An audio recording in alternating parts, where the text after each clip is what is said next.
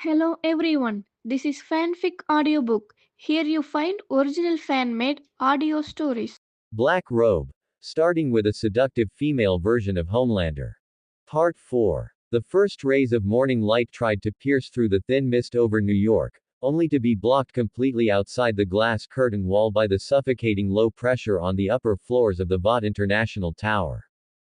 In the exclusive superhero conference room on the 99th floor, the air seemed to have frozen into blocks of ice.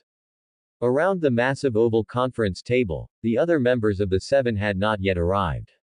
Only Madeline Stillwell stood by the table, her face as pale as a sheet of bloodless parchment. The unfinished martini from last night was still sitting on her desk, and now, before her lay a black metal briefcase that had just been delivered by a courier, emitting a pungent smell of disinfectant. Ashley stood by the door, her hands tightly covering her mouth, her eyes red, and her stomach churning violently. The briefcase was open. Inside was a thick sterile sealed bag, containing a pile of dark red mush mixed with charred tissue and shattered internal organs. In the middle of this sickening pile of mush lay a severed, grayish-white finger with distinct carbon metamaterial characteristics. Ms. Stillwell. Ashley's voice was practically squeezed out from between her teeth. If the media gets wind of this, if the public finds out that a member of the Seven can be blown to pieces like a slaughtered pig. Shut up. Madeline whipped her head around, her usual calm and elegant noblewoman persona completely shattered. A madness born of being driven into a corner gleamed in her eyes. There is no exposure. And there is no murder. Translucent is still on an undercover mission in Miami. Take this briefcase to the underground lab and have those idiots in white coats wipe all the DNA data clean within 3 hours. Just as Madeline was hysterically issuing the gag order, the heavy door of the conference room was pushed open from the outside. Joanne walked in. She was wearing the stars and stripes suit from last night, which had been dried but was still slightly wrinkled, and her hair was casually tied back in a ponytail. Although she had found a long-lost piece in Shu Jae's drafty apartment last night, eating her fill and getting a good night's sleep, the moment she stepped into this building, that instinctive irritability crept back into her heart. Why is there a meeting so early? Madeline, you'd better have a good enough reason, or I'll snap your favorite set of golf clubs in half. Joanne grumbled as she pulled out her captain's chair. Her gaze swept carelessly across the table, and then abruptly froze on the black metal briefcase. A superhero's vision and sense of smell were thousands of times sharper than those of ordinary people. The sealed bag could not block the strong smell of blood, nor the residual scent of carbon metamaterial on the severed finger. That was translucent scent. Joanne's movements froze completely. Standing by her chair, her deep blue eyes stared fixedly at the mush inside the briefcase, her brain processing the information in a tenth of a second. Joanne, dear. Madeline shuddered and forced a smile that looked worse than crying, attempting to block the briefcase with her body. These are just some medical samples. The logistics department delivered them to the wrong place. I was just about to have someone take them away. Get out of the way. Joanne's voice was as soft as a gentle breeze, but it carried an absolute, unquestionable will. Madeline's knees went weak, and she instinctively took 2 steps back. Joanne walked to the table and looked down at the contents of the briefcase. The conversations she had overheard in the corridor last night. He went to Miami. Just a weapon. Must be kept in the dark. Twisted and bit in her mind like venomous snakes. This was not a simple murder case. For Joanne, this was a blatant trampling of her authority as a god, and of her domain, the Seven. Someone had killed her teammate right under her nose, and even chopped up the body to send it back to headquarters. Yet these hypocritical executives, for the sake of their so-called stock price, were still trying to fool her with lies fit for children. Is this the undercover mission in Miami you spoke of? Joanne slowly raised her head and looked at Madeline. Within her eyes, the calm that resembled a deep blue sea was completely ignited in just half a second. 2 pools of crimson magma violently churned and expanded deep within her pupils. The temperature in the conference room skyrocketed as if it had been thrown into a giant furnace. The air distorted visibly due to the high heat. Several glasses of ice water on the marble tabletop boiled instantly, and the glass cups made cracking sounds under the unbearable heat. Joanne. Let me explain. Madeline felt the deadly heatwave that could instantly roast her to charcoal, and all color drained from her face. She stretched out her hands, trying in vain to soothe this beast on the verge of going berserk. This is a premeditated terrorist attack. The company is already handling it. If you lose control now, you will not only ruin Vought, but you will also ruin your own image. Image. Joanne's voice seemed to come from the depths of hell, carrying a chilling echo. She took a step forward. Her red combat boots stepped on the carpet, the high heat instantly igniting the wool fibers and leaving a trail of charred footprints. You useless trash who only know how to hide in offices and scheme. The red light in Joanne's eyes grew more and more blinding, and two extremely thin beams of heat vision spilled from her eyes, grazing Madeline's ear and striking the wall behind her. The solid load-bearing wall was instantly melted through, leaving a hole with dark red magma dripping from its edges. Someone is taking a shit on my face, and all you care about is that bullshit stock price. Joanne suddenly reached out, grabbing Madeline by the neck and lifting the vice president into the air like a chick. Madeline's face instantly turned purple from suffocation. Her hands desperately clawed at Joanne's steel-like arm, her legs kicking helplessly in the air. Beside them, Ashley had collapsed to the floor in terror, unable to even make a sound to scream. I will find those sewer rats. Joanne tilted her head back and looked at the ceiling. Her hearing was pushed to its absolute limit at this moment, sweeping through every street corner and alleyway in Manhattan like radar waves. She tried to filter out any trace left by the killer from the tens of thousands of noisy environmental sounds. I will tear their limbs off, one by one. Joanne's voice carried an ultimate, world-destroying madness. If I can't find them, then I will burn this neighborhood, this city, completely to ashes. Her rationality was burned to nothingness in the flames of her rage. There was only one thought left in her mind: slaughter. To wipe away the humiliation of being provoked and fooled with absolute violence. Joanne carelessly threw Madeline, who was already on the verge of passing out, into a corner of the conference room like a piece of trash. She turned and walked toward the massive floor-to-ceiling window. Boom! Joanne's body turned into a blinding streak of red light, carrying terrifying kinetic energy as she crashed directly through the reinforced bulletproof glass of the 82nd floor. Countless glass shards reflected a cold light in the morning sun. The howling wind rushed back into the conference room, dispersing the suffocating charred smell. In the sky outside the tower, Joanne hovered hundreds of meters in the air. Her crimson eyes stared fixedly at the bustling city below, and the biological force field around her body rippled visibly due to her extreme rage. Even several blocks away, pedestrians on the streets could clearly feel the terrifying pressure, like a collapsing mountain, emanating from high above. In the Queen's apartment, bacon in the frying pan was sizzling enticingly. Shu Jae's hand holding the spatula hung in midair. At the edge of his retina, the empathy radar panel, which had been silent all along, suddenly erupted with a massive, blinding scarlet warning without any precursor. Target's current emotion: sanity meltdown, indiscriminate impulse to destroy. Psychological defense state: total collapse. The red glow from the panel was reflected in Shu Jae's deep eyes. He turned off the gas stove, grabbed the car keys off the entryway cabinet, and rushed out the door. Translucent corpse fragments had clearly already been laid out on the Vought executive's conference table. That group of politicians, accustomed to covering up the truth, had no idea how terrifying the backlash would be when a god discovered they were being toyed with like a puppet on a string. 20 minutes later, the black sedan slammed on its brakes, stopping at an intersection 2 blocks away from the Vought International Tower. The road ahead was completely blocked. Piercing sirens, colliding cars, and the desperate screams of the crowd mingled together, turning Manhattan's morning into a boiling pot of chaos. Shu Jae pushed open the car door. Everyone was frantically fleeing in the opposite direction of the tower, only he went against the crowd, looking up at the towering building. At the top of the tower, a figure wrapped in distorted, high-temperature heatwaves hung in midair at the edge of the helipad. Those eyes, originally a deep blue, were now like two miniature red suns, emitting a chilling light of destruction.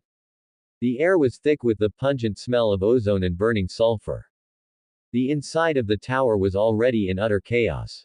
The security system was useless in the face of absolute panic, and those corporate executives who usually held high positions were now scrambling and crawling into the fire escapes. Taking advantage of the chaos, Shujay slipped through the revolving doors and swiped his card to open the exclusive elevator that usually only the Seven and Madeline could use. The numbers on the display screen jumped frantically. Shujay looked at his reflection in the elevator doors, his heart beating violently in his chest at a speed far exceeding normal.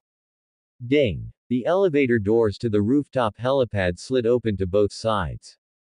A wild wind mixed with the cold current from hundreds of meters in the air instantly flooded into the elevator car, stinging Shujay's cheeks. He stepped out of the elevator into a scene of utter devastation. The metal guardrail at the edge of the helipad had been melted by the high temperature into several pools of dark red molten iron, dripping down the edge of the building. Joanne hovered less than half a meter outside the guardrail, her back to him.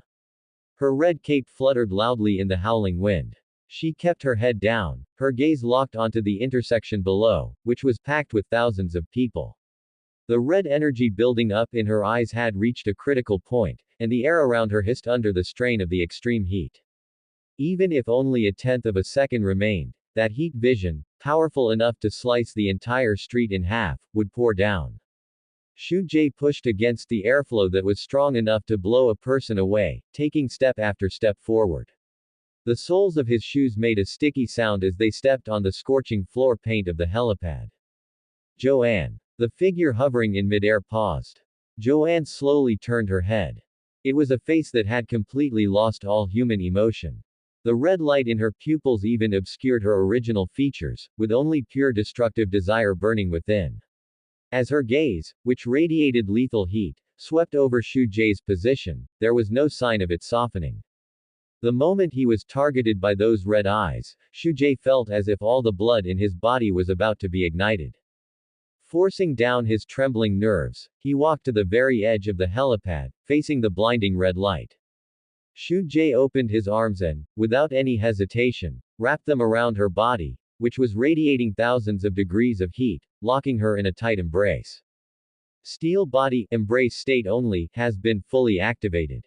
The moment he embraced Joanne, Shujay felt as if he were holding a steel ingot that had just been pulled from a blast furnace. The violent heatwave and the out-of-control biological force field tried to tear apart everything that came close. The moment they made contact, Shujay's pure cotton loungewear emitted a burnt smell, and the edges began to carbonize.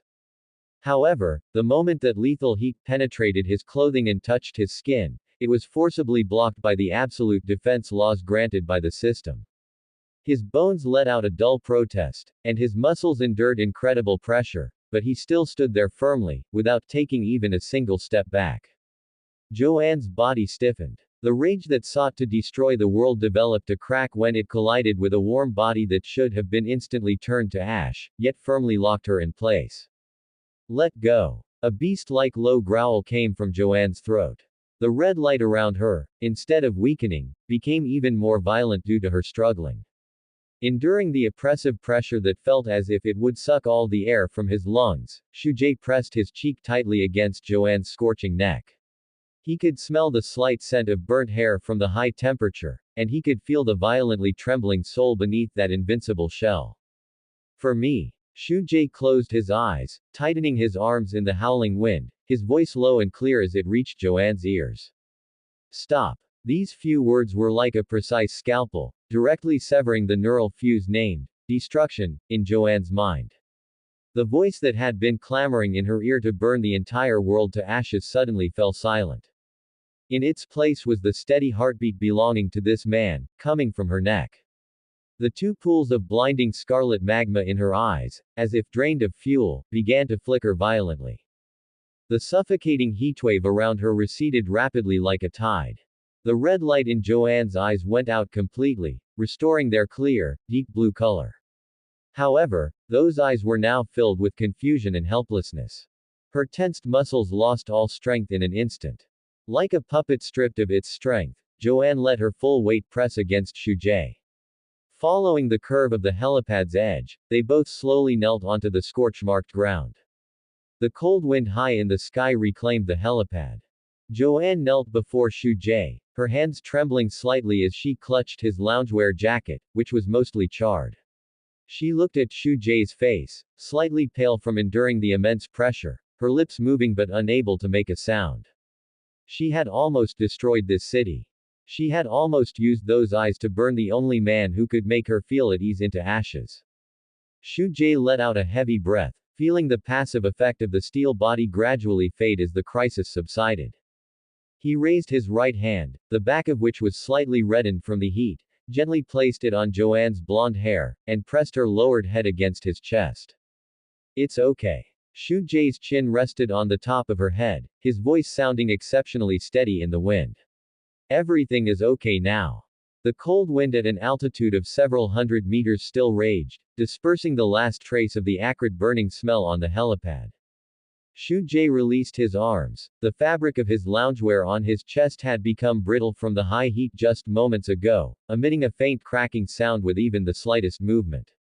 He looked at Joanne, who was still kneeling before him with a vacant look in her eyes, and reached out to grab her cold metal bracer. Madeline and those security teams with tranquilizers will be climbing up the emergency stairwell in 3 minutes at most. Shujae's voice was not loud, but it sounded exceptionally clear on the vast rooftop.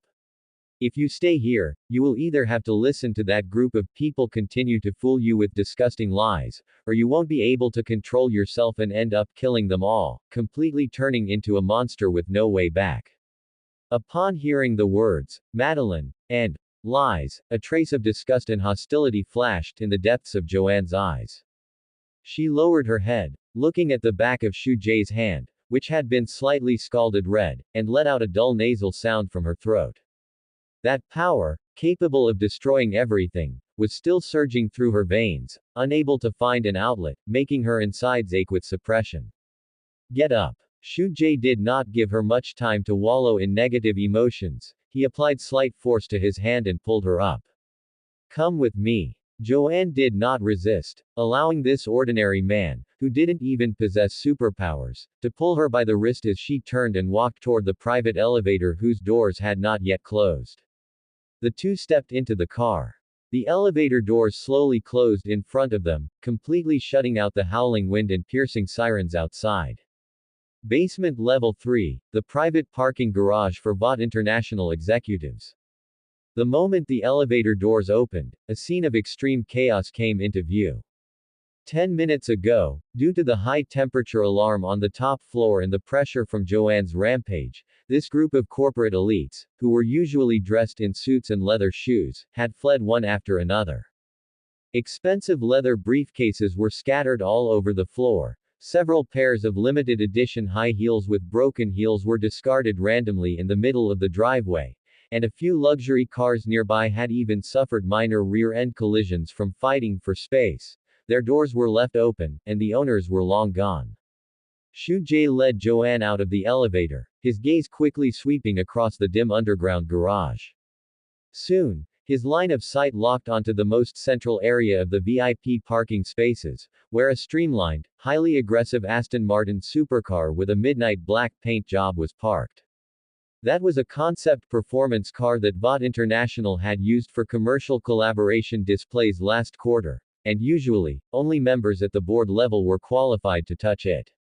And under the load-bearing pillar next to the sports car, an electronic car key inlaid with the Vought logo lay quietly. It was clearly dropped by some panicked executive while fleeing.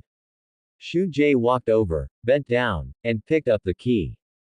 He pressed the unlock button, and accompanied by two crisp electronic beeps, the butterfly doors of the black supercar slowly rose like the wings of a bird of prey, revealing the luxurious and mechanical-feeling cockpit inside. Get in. Shujae turned his head and tilted it toward Joanne behind him. Joanne looked at the expensive sports car, then at Shujae's loungewear, which looked somewhat ridiculous from being scorched, and a trace of confusion flashed in her azure blue eyes. Where are you taking me? Her current state was extremely dangerous. Even the slightest external stimulation could cause her to fall back into that red-hot state where she wanted to destroy everything. Shu Jae walked to the driver's side, resting one hand on the car door, and looked at her with deep eyes. You have a fire burning inside you. If you stay in this hypocritical cage, this fire will sooner or later burn both you and the innocent people around you to ashes. He opened the driver's door and sat inside. Get in. I'm taking you to do something crazy. Joanne stood in place for 2 seconds. The impulse for destruction suppressed in her chest resonated in an indescribable way when she heard the word, vent.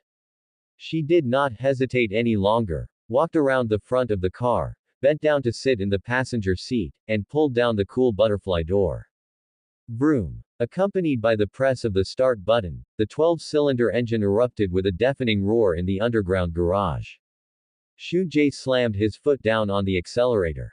The black Aston Martin was like a black panther released from a cage, its tires rubbed crazily against the epoxy floor, pulling out a thick trail of white smoke and the acrid smell of rubber.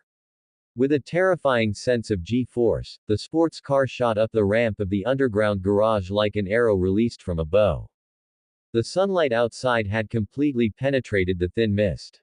When the black supercar rushed out of the underground exit of Vought Tower, the street directly ahead had already been cordoned off by the police with yellow caution tape. Countless camera flashes and the media's long lenses were aimed at the top floor of the building. Shu Jae's eyes did not waver in the slightest. He jerked the steering wheel hard to the left.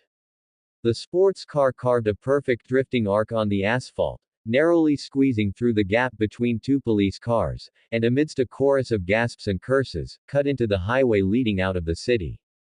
The G-force pressed Joanne firmly against the leather seat.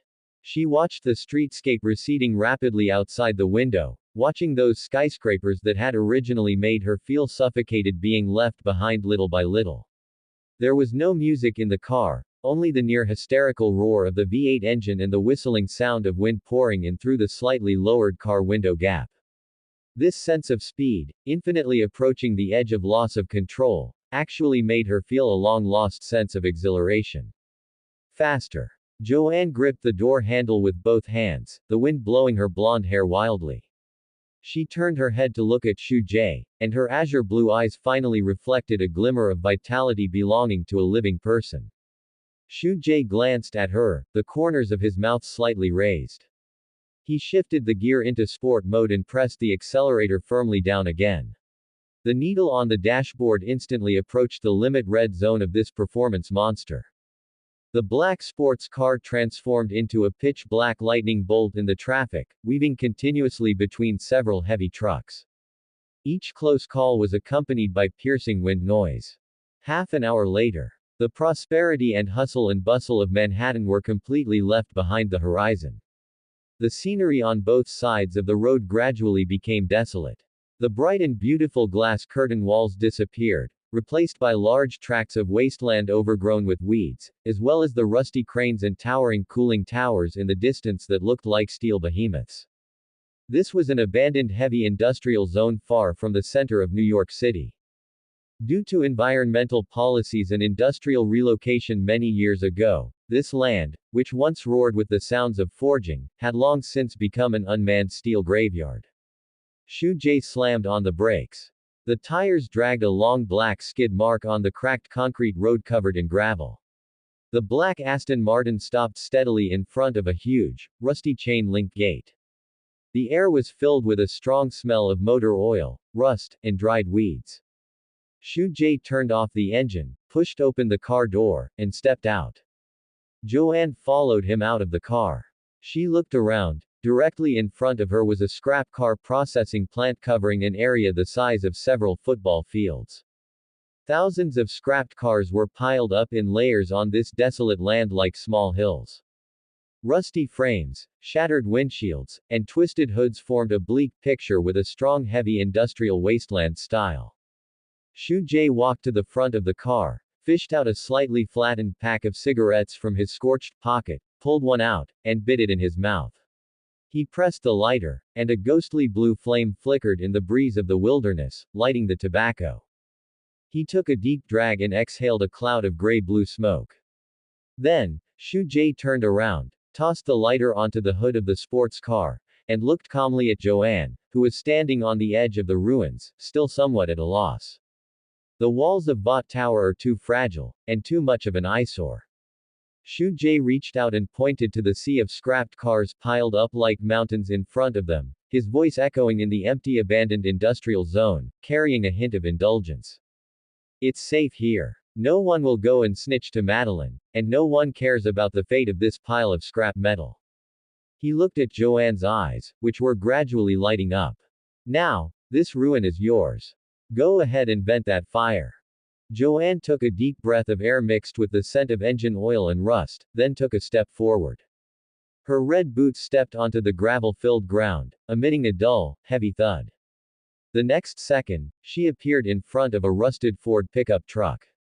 Relying on the terrifying, innate strength within that frame, Joanne extended her fair palm and gripped the front chassis of the pickup. Up! Accompanied by a low, feminine shout, the 2.5-ton steel wreckage was forcibly ripped from the ground by her single hand. The rusted shock absorber springs connected to the tires let out a shrill snapping sound. Joanne exerted force from her waist and swung her arm in a wide arc, hurling the pickup like an empty soda can, smashing it fiercely into the pile of junk cars a dozen meters high in front of her. Boom! The deafening sound of metal colliding tore through the long-standing silence of this heavy industrial zone.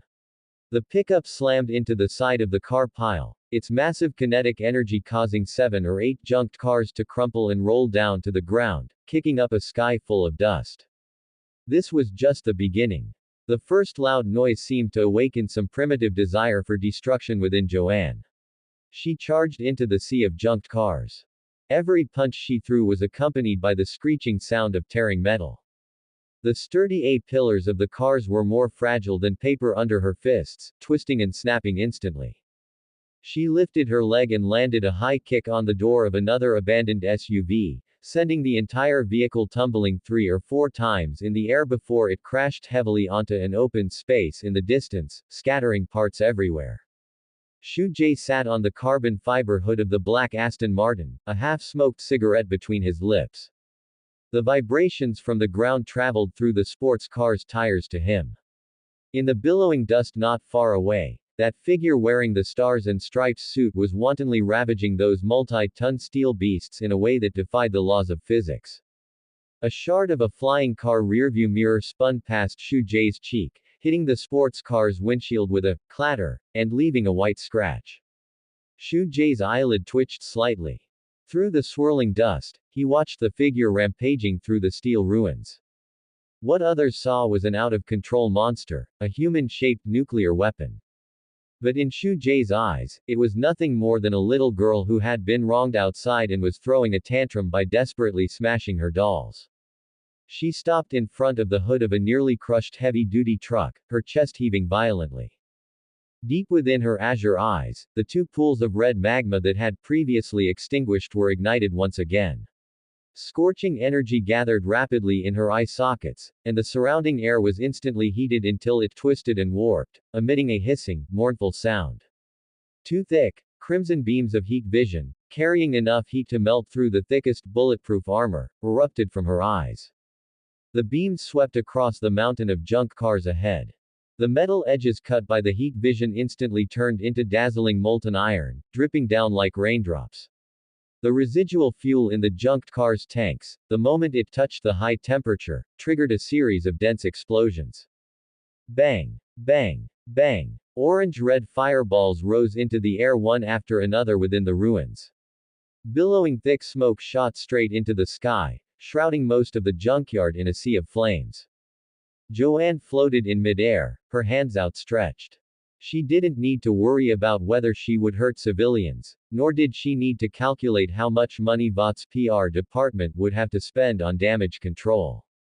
She simply poured all that disgust toward Madeline, all that hatred toward Vought Tower, and the sense of territorial violation brought by the death of translucent into these scorching red beams, unleashing them without reservation onto this abandoned land.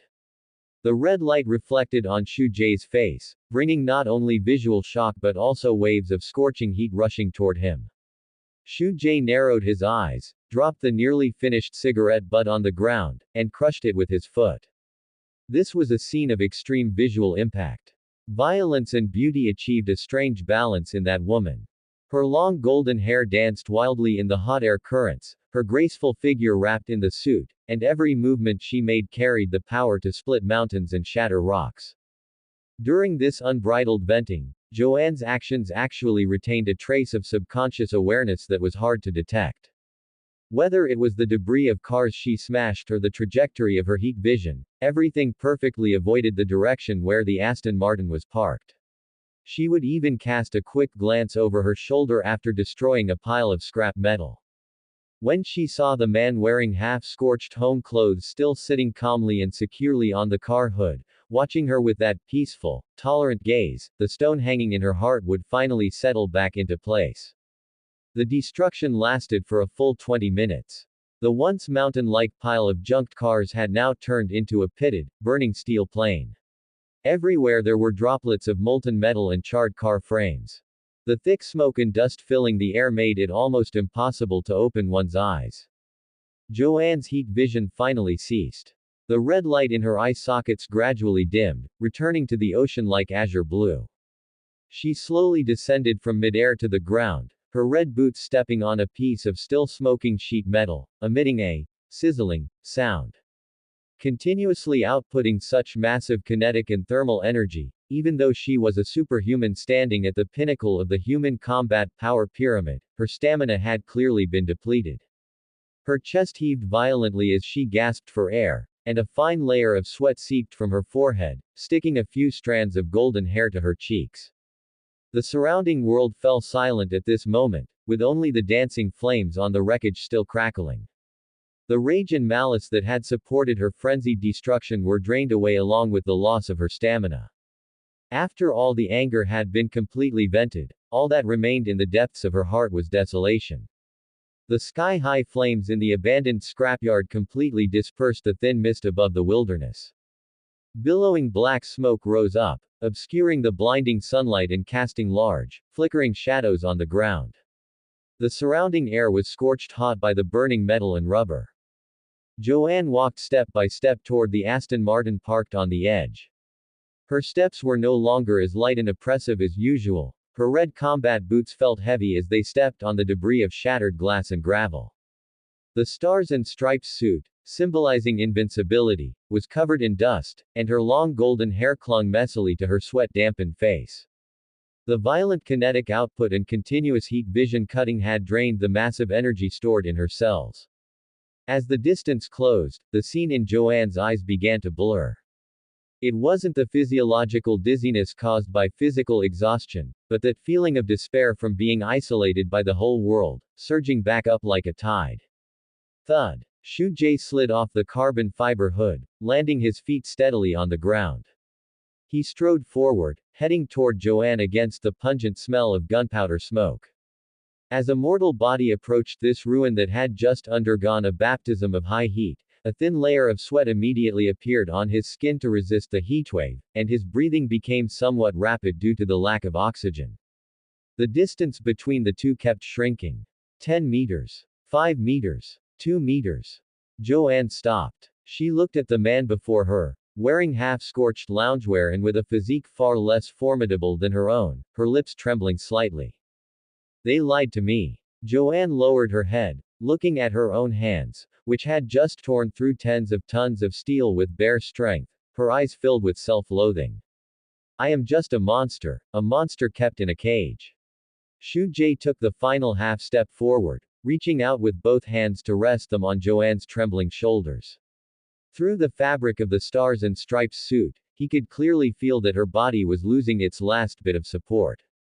Outside of this cage, you still have me. Shu Jie's voice was calm and resolute, piercing through the crackling sounds of the surrounding fire and falling clearly into Joanne's ears. This sentence became the final straw that crushed the deity's disguise. Joanne's knees suddenly went weak. She was like a traveler who had trekked thousands of miles and finally found an oasis, completely abandoning all defenses and falling straight forward. Shu Jie took the opportunity to drop to one knee, opening his arms and steadily catching her falling body. The two of them fell together, sitting on the wilderness littered with gravel and ash. Joanne buried her face deeply into the crook of Shu Jae's neck, her hands gripping the fabric on his back tightly, like a drowning person clutching a piece of driftwood. At first, it was just an extremely suppressed, intermittent sob. Soon, this sobbing evolved into an uninhibited, bitter cry. Her tears, mixed with the dust on her face, soaked through the piece of fabric on Shu Jae's shoulder that was still relatively intact. Shu Jae let her wipe her tears and snot onto his clothes. He adjusted his sitting position, placing one of his legs under Joanne's knees so she could lean more comfortably. His right hand passed through her messy golden hair, gently and rhythmically stroking the back of her head and spine. Cry. Cry out all those disgusting people and things. Shu Jae tilted his head slightly, resting his chin on the top of her head. Joanne's sobbing echoed in the wilderness wind. In this embrace, she felt an unprecedented resonance of souls.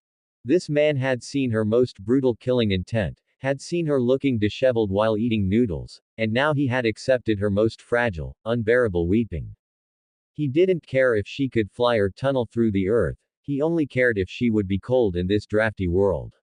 Something called love took deep root in the desolate ruins of Joanne's heart and instantly grew into a towering tree. Perfect empathy radar deep feedback. The target's internal barrier of loneliness has been completely shattered. Detected extreme provision of emotional value. Random monetary reward pool has triggered the highest multiplier critical hit. Deposited 300 million United States dollars. 300 million US dollars.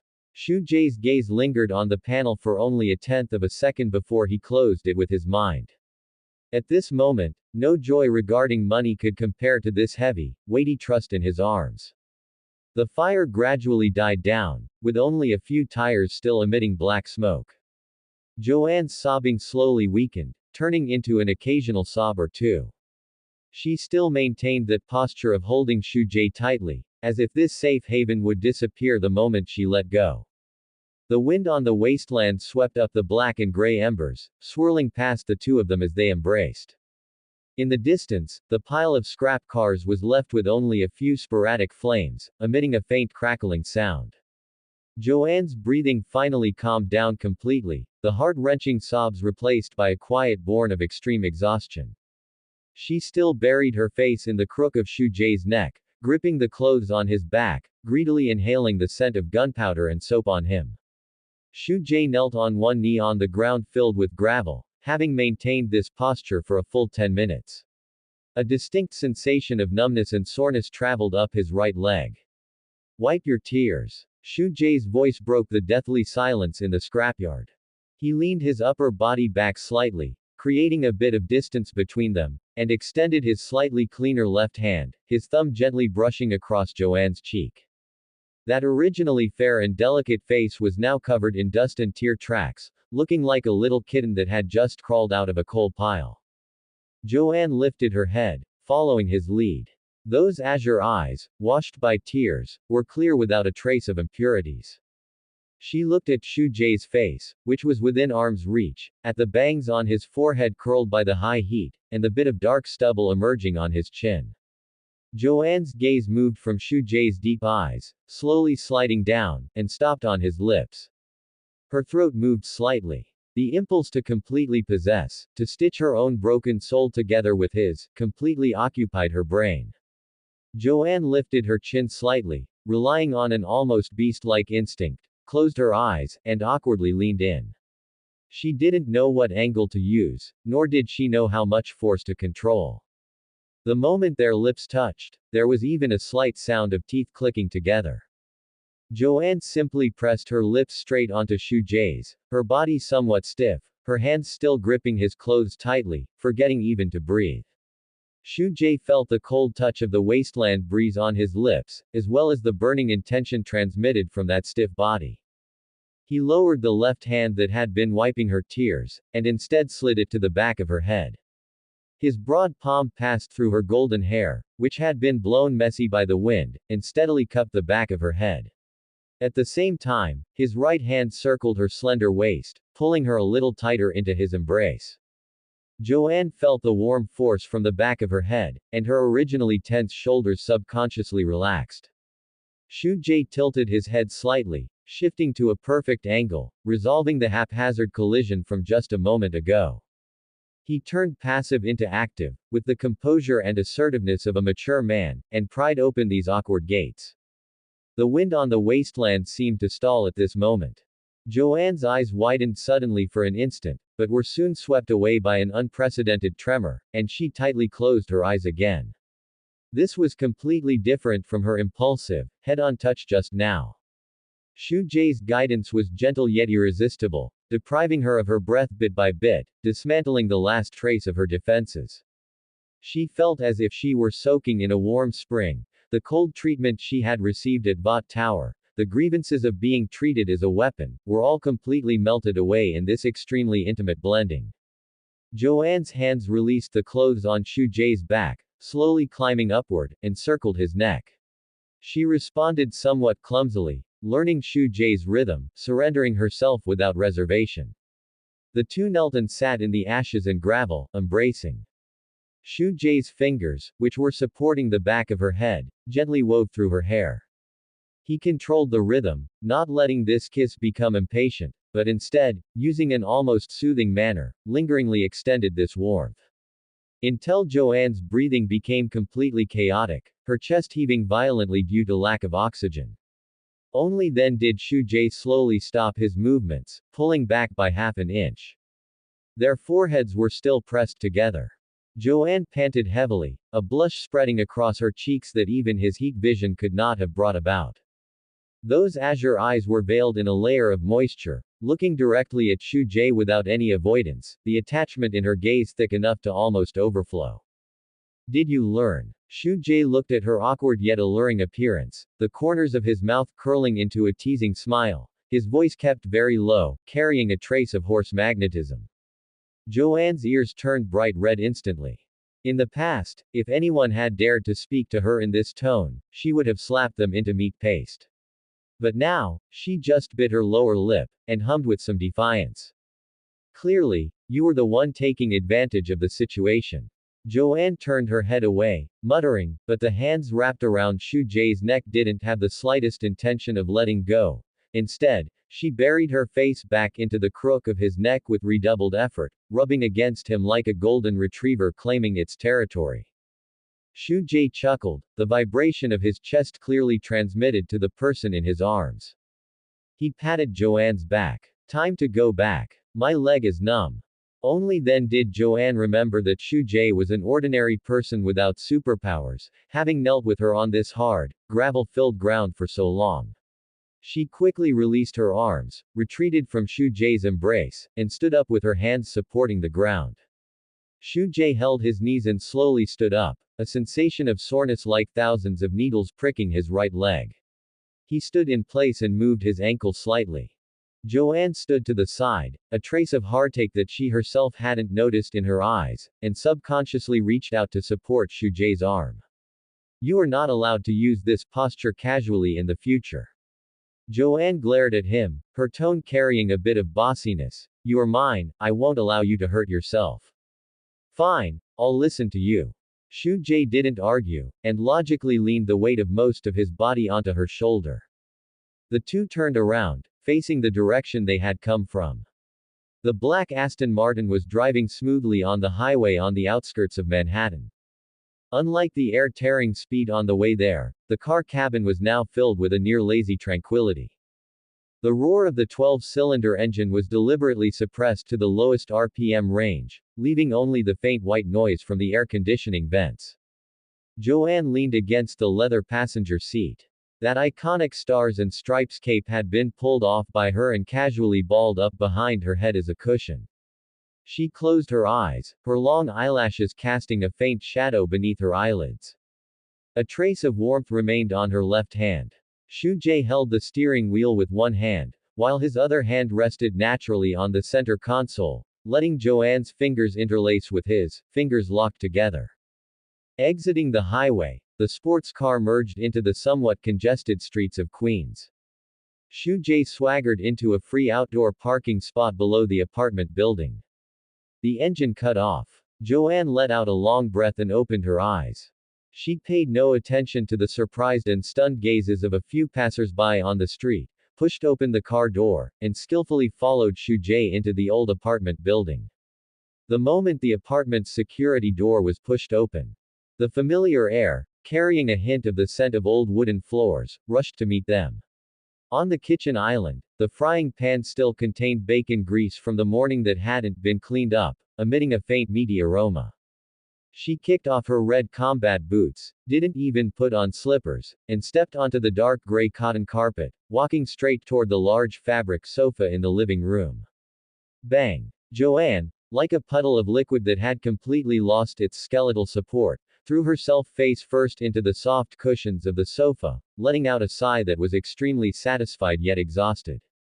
Shu-jae changed into slippers, closed the door, and looked at his loungewear, the front of which had been scorched brittle and charred black by the high heat, shaking his head helplessly. He walked into the bathroom, took off the completely ruined clothes, and threw them into the trash can.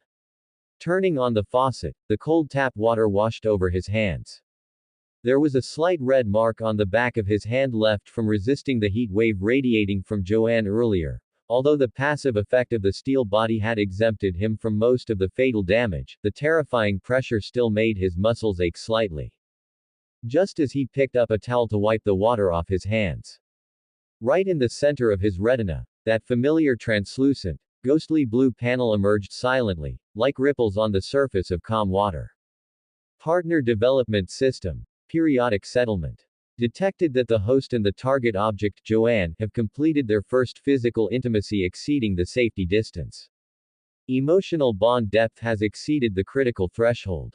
System Judgment. While this intimate contact did not meet the standard for intercourse, the emotional intensity and soul resonance have met the conditions for triggering a special skill.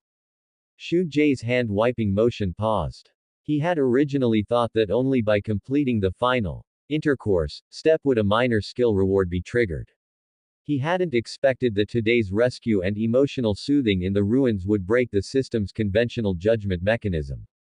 The text on the panel scrolled down like a waterfall, finally settling on a few lines of characters emitting a dark golden light. Ding! Congratulations to the host for obtaining a special life skill reward. Top-tier massage technique. Skill details. Top-tier massage technique. This is not ordinary muscle kneading, but absolute control that reaches the human fascial layer and skeletal gaps. Skill effects. Unlocks master-level memory of human and superhuman anatomy charts. Hands gain microscopic-level strength control. Capable of precisely sensing and resolving deep muscle lactic acid accumulation, fascial adhesions, and excessive tension in nerve endings. Additional trait penetration. Ignores the target's epidermal defense mechanism. Force can be applied directly to the affected area or fatigue point. Provides extreme soothing and hypnotic effects for superhumans who are year-round in a high-pressure state and have extremely high muscle density. After reading the description on the panel, a flash of realization crossed Shu-jae's eyes. This skill was practically tailor-made for the woman lying on the sofa outside. As the superhuman with the highest combat power in this world, Joanne's body hardness could withstand large-caliber armor-piercing projectiles. This meant that her muscle density and fascial toughness far exceeded those of an ordinary person. Flying around in the sky and tearing apart armored vehicles with her bare hands, this kind of high-intensity kinetic output would inevitably leave extremely stubborn fatigue and tightness deep within her muscles. Even if an ordinary masseur were to break their fingers, they wouldn't be able to shake her skin, which was like carbon super material, let alone reach the deep muscles. And this massage technique, with its added penetration trait, perfectly solved this problem. As the panel faded away, an extremely gentle yet exceptionally clear heat flow rushed up Shu-jae's spine to his brain, then quickly diverged, pouring into his arms and fingers. Shu-jae only felt that a vast and precise library of human structure had appeared in his brain out of thin air. The direction of every muscle, the distribution of every nerve, the nodes of every fascia, and even how to use specific finger techniques and force to manipulate those stiff muscle fibers, all transformed into an instinct deeply engraved in his bones. He tried moving his fingers, and his knuckles made a few slight cracking sounds. That feeling of controlling strength as if it were an extension of his own arm made him feel as if his hands had turned into two extremely precise scalpels. Walking out of the bathroom, the light in the living room was somewhat dim. The gloomy sky outside heralded that a new autumn rain was about to arrive. Joanne still maintained that face-down posture on the sofa, her long legs resting casually on the edge of the sofa armrest. The tight design of the suit outlined her superior body curves in full view, but that posture exuded an indescribable soreness and exhaustion. Hearing the sound of Shu Jae's footsteps as he walked out, Joanne let out a faint hum from deep within the cushions. My back hurts, my shoulders hurt too. Her voice was muffled, carrying a hint of defenseless coquettishness and complaint. This morning in the abandoned car lot, that 20-minute, cost-free destructive venting, while it had cleared out the negative emotions in her heart, had also completely overdrawn the limits of this superhuman body. Now that she had relaxed, the soreness accumulated deep in her muscles and the tightness of her fascia gushed out like a tide, making her not even want to exert the strength to turn over. Shu Jae walked to the side of the sofa, looking down at the golden-haired big cat that had occupied his sofa. He walked around to the back of the sofa, rolled up his sleeves, and gently placed his hands, which had just acquired microscopic control ability, onto Joanne's shoulders wrapped in the stars and stripes suit. If it hurts, don't move around. Shu Jae's voice was calm, carrying a reassuring steadiness.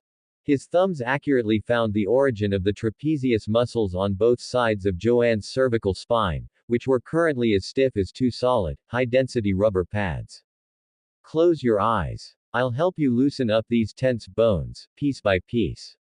Shu Jae rested his hands on Joanne's shoulders, which were wrapped in the stars and stripes suit. For an ordinary person, trying to knead the body of a superhuman capable of withstanding heavy armor-piercing rounds was akin to pressing fleshy fingers against a solid steel plate. Joanne had been in a state of high-intensity combat readiness for years, and the muscle fibers in her trapezius and on both sides of her cervical spine had long since knotted into an impenetrable web. Shu Jae closed his eyes, and the microscopic human anatomy chart instilled by the system instantly lit up in his mind. The muscle orientation under Joanne's skin, the adhesion points of her fascia, and the distribution of her nerve endings appeared clearly in the depths of his consciousness, like a holographic projection. He adjusted his breathing and pressed the pads of his thumbs precisely onto the muscle group extending downward from the fungchi acupoint on the side of Joanne's neck. The special attribute, penetration, granted by the system quietly activated at this moment. Shu Jae did not use brute force, instead, he utilized the leverage of his finger bones, combined with a special frequency of force, to slowly apply pressure downward. That force seemed to bypass the indestructible biological defense field on Joanne's body surface, like a slender yet invincible warm silver needle, directly piercing through the epidermis and fat layer to accurately touch the lactic acid and fatigue nodules that had accumulated in her deep muscles for a long time. Joanne, lying prone in the sofa cushions, uncontrollably let out a lingering, winding nasal sound from her throat. There was no pain in this sound, only a tingling sensation as nerves that had been tense for years were suddenly forced open by a pair of gentle hands. Her body twitched slightly as if she had been electrocuted, and her fingers, which had been tightly gripping the edge of the sofa, instantly lost their strength and went limp, hanging down. She opened her eyes halfway in surprise, wanting to turn her head to look at Shu Jae. Usually at Bot Tower, she had tried having top-tier therapists help her relax, but the force from those people hitting her body was like a feather brushing against a steel plate. It had absolutely no effect. Yet now, even though Shu Jae had only pressed a few times, that sensation of soreness and pleasure reaching straight to the bone marrow shot up her spine to the back of her head, making her scalp tingle. Don't move, lie still. Shu Jae keenly sensed the slight resistance in her muscles. He slid his thumbs slowly down both sides of her cervical spine and used the heels of his palms to press against the edges of her shoulder blades, performing small, circular kneading motions. Your muscle density is too high, and the sofa is too soft, it can't support the pressure. Shu Jae stopped his movements and patted her back. Go to the bedroom. The bed is a bit firmer, lie down properly. At this moment, Joanne's brain was mostly occupied by that long-lost sense of comfort. She was like a cat that had been stroked to its sweet spot, unable to even muster a thought of resistance.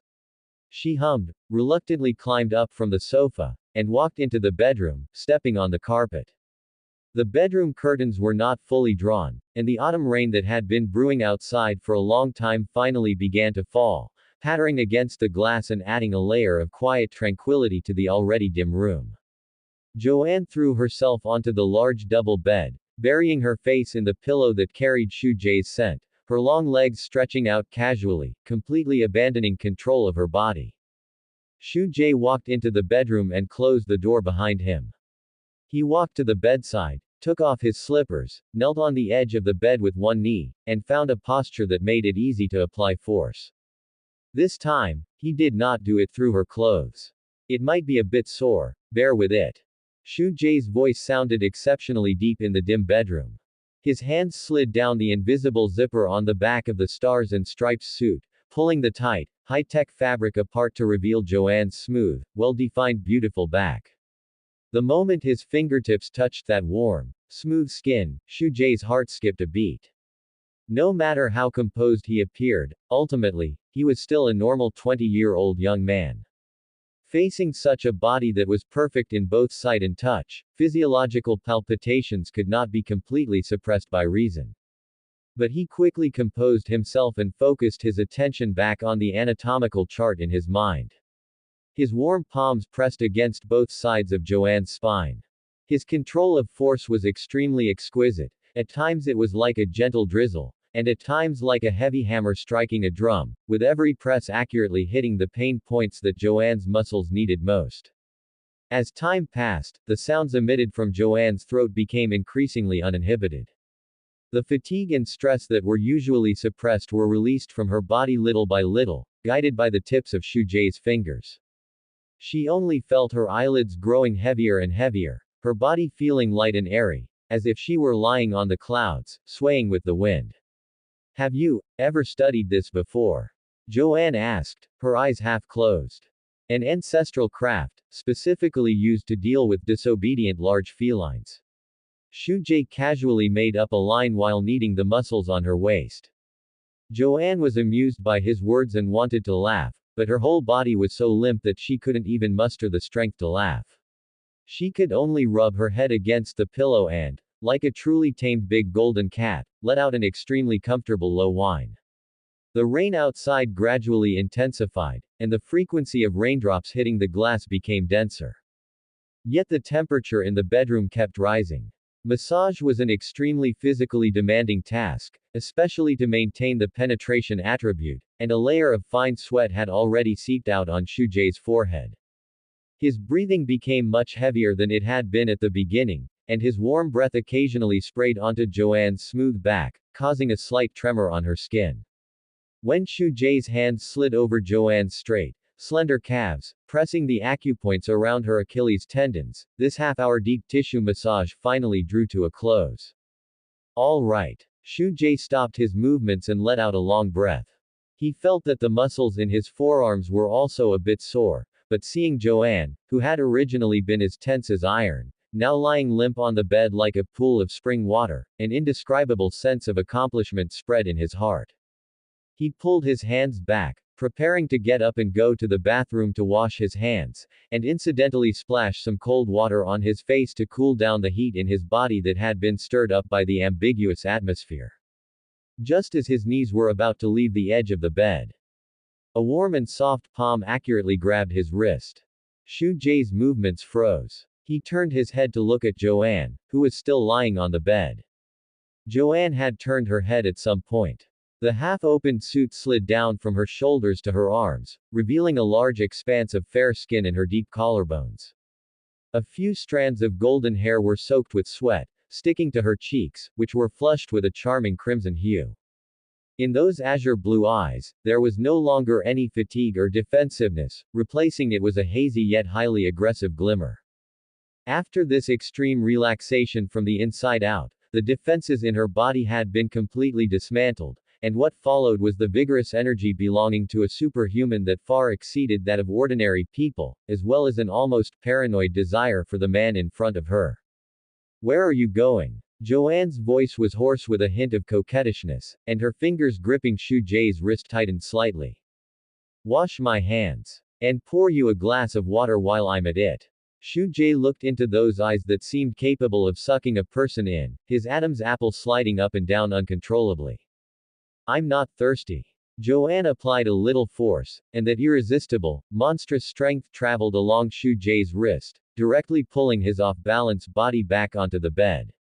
Shu Jae propped himself up with one hand beside her, less than 10 centimeters away from that exquisite face. He could clearly feel her rapid and scorching breath spraying onto his chin. She stared straight into Shu Jae's eyes, her other hand wrapping around his neck, her tone carrying a hint of dangerous possessiveness. Since you picked me up, you aren't allowed to go anywhere today. She didn't give Shu Jae any room to think or refuse. Joanne tilted her head slightly, her other hand wrapping around Shu Jae's neck, and with an unquestionable dominance, she pulled him down. Joanne slightly tilted her chin up and, relying on the tiny bit of knowledge she had just picked up at the junkyard, pressed her lips against his once more. After his initial daze, Shu Jae let go of the support in his arms. His body naturally leaned down, pressing Joanne's body, which seemed indestructible to ordinary people, beneath him. Feeling the completely unskilled and even somewhat fierce force pressing on his lips, Shu Jae's Adam's apple bobbed. His left hand slid down her slender neck and rested on the back of her head, reclaiming control over the rhythm of this intimate encounter. The temperature in the bedroom continued to rise. Joanne felt an unprecedented sense of emptiness spreading from the depths of her bones. Her body was like a long-dried sponge, desperately needing something substantial to fill it. This unfamiliar emptiness brought a trace of irritability. No longer satisfied with just the mingling of their lips and teeth, her hands slid down Shu Jae's shoulders and grabbed the lapel of his newly changed, clean shirt. Rip. The crisp sound of tearing fabric suddenly rang out in the quiet bedroom. Joanne had no concept of unbuttoning. She simply felt this layer of fabric was in the way, blocking her from feeling Shu Jae's body heat. Guided by instinct, she pulled her hands apart. In the face of her monstrous strength, the high-quality pure cotton shirt was more fragile than a facial tissue. It was ripped in half from the collar to the hem, and several white plastic buttons popped off, making light bouncing sounds on the floor. Shu Jae stopped kissing her and slightly raised his head. He looked at the shredded fabric hanging open across his chest, then at the woman beneath him whose chest heaved violently with impatience, her eyes shining with a wild light. A helpless smile flickered in his eyes. Do you think you're unwrapping a present? Shu Jae's voice was somewhat hoarse. Joanne blinked, seemingly realizing her actions just now had been a bit rough. But her high and mighty, tsundere nature made it absolutely impossible for her to admit she was wrong. She bit her glistening lower lip and glared back at Shu Jae, completely justified. It was in my way. She said this as if it were the most natural thing in the world. Combined with her slightly flushed eyes from the rush of passion, it created a deadly, contrasting allure. Shu Jae sat up, casually took off the ruined shirt, and tossed it under the bed, revealing his firm, well-proportioned upper body. Then, his gaze fell upon the half-undressed stars and striped suit Joanne was wearing. This battle suit, which symbolized Vought International's greatest asset and was worshipped by countless people, had already been unzipped halfway during the massage, hanging loosely around her arms. Shu Jae reached out, his fingertips hooking onto the polymer material at the edge of the suit. Raise your hands. Joanne was surprisingly obedient, raising her arms in cooperation with his movements. The suit, which felt like a second skin, was peeled away bit by Shu Jae, sliding down her waistline before being casually tossed into a corner at the foot of the bed. When the last shred of disguise was stripped away, that perfect body, enough to make any sculptor feel ashamed, was revealed to Shu Jae without any reservation. Years of ultra-high-intensity activity had not given her exaggerated, bulky muscles. Instead, her body possessed a streamlined beauty, tight and bursting with explosive power. Her pale skin gleamed with a warm luster in the dim light. Shu Jae's breathing grew uncontrollably heavy. Joanne felt the burning heat in his gaze. This pure, masculine stare sent a wonderful shiver through her. Joanne reached out her arms, wrapping them around Shu Jae's neck again to pull him toward her. The moment their bare skin touched, Shu Jae clearly felt an astonishing heat characteristic of a superhuman. Joanne's body temperature was higher than an ordinary person's, and now, catalyzed by her emotions, she felt as hot as warm jade. Showing no unnecessary reservation, her long legs naturally wrapped around Shu Jae's waist. But this subconscious squeezing force was enough to instantly snap the ribs of an ordinary person. At the exact second Joanne exerted her strength. Deep within Shu Jae's body, an invisible golden ripple quietly spread. His steel body went into full operation at this moment. With no more worries about the disparity in their strength, Shu Jae completely let himself go. He lowered his head, his burning kisses tracing down Joanne's chin, brushing past her slender neck, and lingering on her deep collarbone, leaving clear red marks behind. Shu Jae. Joanne's voice completely changed its tone. Don't be afraid. Shu Jae was experiencing a painful yet exquisite pleasure. He looked at the woman beneath him, her blonde hair messy, her face flushed, and her eyes filled with undisguised obsession and intoxication. That high and mighty god, feared by the entire world, belonged completely to him at this moment, blooming in her most enchanting form under his control. This sense of psychological conquest was far more intense than any physical pleasure. Time lost its meaning in this dim bedroom. The rain outside gradually weakened, turning into a steady, gentle patter. Exhausted, Shu Jae lay on top of Joanne, his chest heaving violently as sweat dripped from his forehead onto her smooth collarbone. He propped his arms up, preparing to roll over to the side to catch his breath. However, the very instant he made a move, a pair of long, powerful arms, like iron pincers, tightly wrapped around his waist, forcefully pinning him back down. Shu Jae froze for a moment and looked down.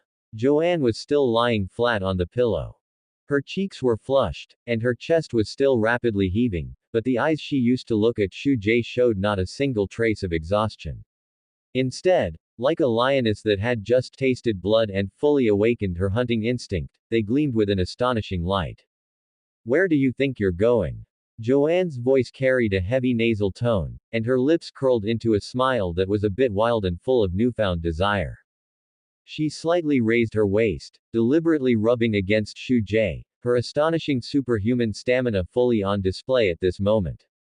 Shu Jae looked at the pair of azure eyes beneath him, which were once again ignited with a startling brilliance, and the corner of his mouth curled into a wry smile mixed with indulgence and helplessness.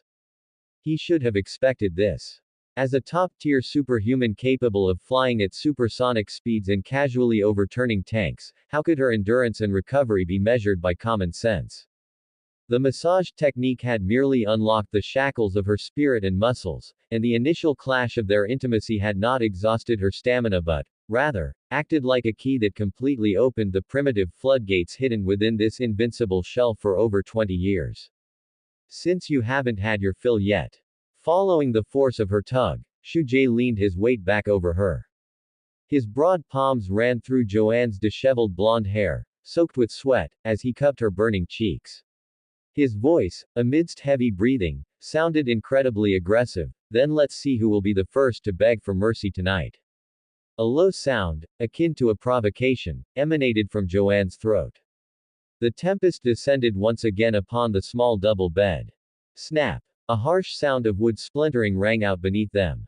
The reinforced double bed, having withstood the combined weight of just over 100 kilograms, but now subjected to the high-frequency kinetic energy of a superhuman level, finally let out a desperate groan. The bed frame collapsed downward from the center, several supporting wooden joists snapped right in the middle, and sharp wooden shards pierced through the bottom layer of the mattress. The entire bed instantly caved inward into a V shape. The sudden sensation of weightlessness caused Joanne's movements to pause for half a second, but the combat instinct carved into her bones made her slam her hands downward the moment she fell. Boom! The already teetering bed frame completely shattered under her monstrous strength. Wood chips and broken screws flew everywhere, and the heavy mattress slammed directly onto the bedroom floor with a dull, thunderous sound, causing the chandelier on the ceiling to sway violently. If an ordinary person had been lying underneath, even if they hadn't been pierced by the splintered wooden boards, they would have suffered internal hemorrhaging from this terrifying reactionary force. But Shu Jie only let out a muffled grunt. The laws of the steel body formed an absolute rule barrier within this small space. That immense kinetic energy, capable of crushing an ordinary person's bones, was completely absorbed and dissipated as it penetrated beneath Shu Jie's skin, ultimately transforming into a pressure similar to a high-intensity deep tissue massage. Not only was he uninjured, but amidst this heart-stopping clash of power, he felt an extreme sense of conquering pleasure. The bed collapsed. Shu Jie braced one hand on the edge of the tilted mattress and looked at Joanne, who was equally stunned beneath him, a low, muffled laugh vibrating from his chest. Joanne looked at the scattered wooden pieces around them, then at Shu Jie, who remained unscathed and even had the energy to tease her. She gritted her teeth. The desire ignited in her eyes simply would not allow this feast to end here. She grabbed Shu Jie's shoulders, her core erupting with astonishing strength, and actually rolled them both out of the collapsed ruins. Entwined in their nakedness, they rolled twice on the carpet before finally slamming heavily against the bedroom wall with a bang. Accompanied by a teeth-grinding sound of pressure, the hard concrete wall began to crack like fragile cookies under Joanne's knuckles. Fine cracks spread rapidly outward like a spiderweb, centered around her fists. Large chunks of plaster and wallpaper peeled off and fell at their feet. It is unknown how much time had passed. When the aftershocks of the final peak faded like a tsunami, the night outside had deepened to its extreme. The bedroom was filled with a thick, inseparable, and distinct scent. He felt as if every bone in his body had been taken apart and reassembled. That hours-long, high-intensity confrontation, even with the system's protection against physical injury, had consumed enough stamina to paralyze any healthy adult male. Joanne lay limp in Shu Jie's arms like mud. That monstrous strength, capable of tearing steel, now left her without the energy to even lift a finger. Her entire body was covered in a layer of fine sweat, and a few strands of blonde hair were stuck to Shu Jie's chest, rising and falling slightly with his steady breathing. Neither of them spoke. In this quieted ruin, only the sound of their intertwined heartbeats remained. After a while, Shu Jie regained a little strength. He reached out, pulled over half of the tattered bedsheet that had fallen on the floor, and draped it haphazardly over them, blocking out the chill seeping in from the deep night. Joanne felt the fabric covering her and instinctively shrank back, then burrowed even harder into Shu Jie's embrace. Her hands clung tightly around Shu Jie's waist, her cheek pressed against his chest. Listening to that powerful heartbeat, an unprecedented sense of security completely filled her once riddled heart. On those sleepless nights, she would always float at the top of Vought Tower, looking down at the hypocritical city below, feeling that the whole world was out of sync with her. But now, she had a home where she could stand on solid ground. This man was not afraid of her, did not use her, and could even use that warm body to forcibly withstand all her rage and loss of control. A near-pathological possessiveness and an extreme sense of dependency had completely taken root and sprouted in Joanne's bones and blood. Shu Jie. Joanne closed her eyes, sweat still hanging from her long eyelashes, her voice raspy and almost inaudible. Shu Jie's hand rested on her back, stroking her smooth spine intermittently, his tone revealing a deep sense of fatigue and laziness. If one day, you dare to lie to me, or leave me. Joanne tightened her arms, like a beast guarding its last territory, and planted a feather-light kiss on that warm chest. I will kill everyone who tries to take you away, then break your legs and lock you in my room forever. This was a bloody and yandere declaration that fit the style of female Homelander. Anyone else hearing these words would probably be trembling with fear. But Shu Jie only smiled silently in the darkness. He knew too well what kind of extreme insecurity and near-humble fear lay hidden behind these harsh words. He bowed his head slightly, pressed a firm kiss onto Joanne's slightly sweat-dampened crown, and then used one arm to pull her even tighter into his embrace. Sleep. Tomorrow morning, I still have to wake up early to make you mixed noodles. Joanne's body stiffened slightly, and then, that dangerous aura belonging to a beast instantly dissipated without a trace. She rubbed contentedly against that warm crook of his neck. The autumn rain that had persisted for half the night quietly ceased before dawn arrived. A thin sliver of morning light pierced through the gap in the curtains that hadn't been pulled shut, casting a slanted beam onto the bedroom floor, where countless tiny dust motes floated and danced slowly within the light. Shujae slowly opened his eyes amidst an indescribable feeling of soreness and heaviness. As his brain just departed from its sleeping state, his body's senses quickly returned. It was a feeling similar to having finished a full marathon, only to then be drilled by a top-tier trainer in the gym for 3 hours.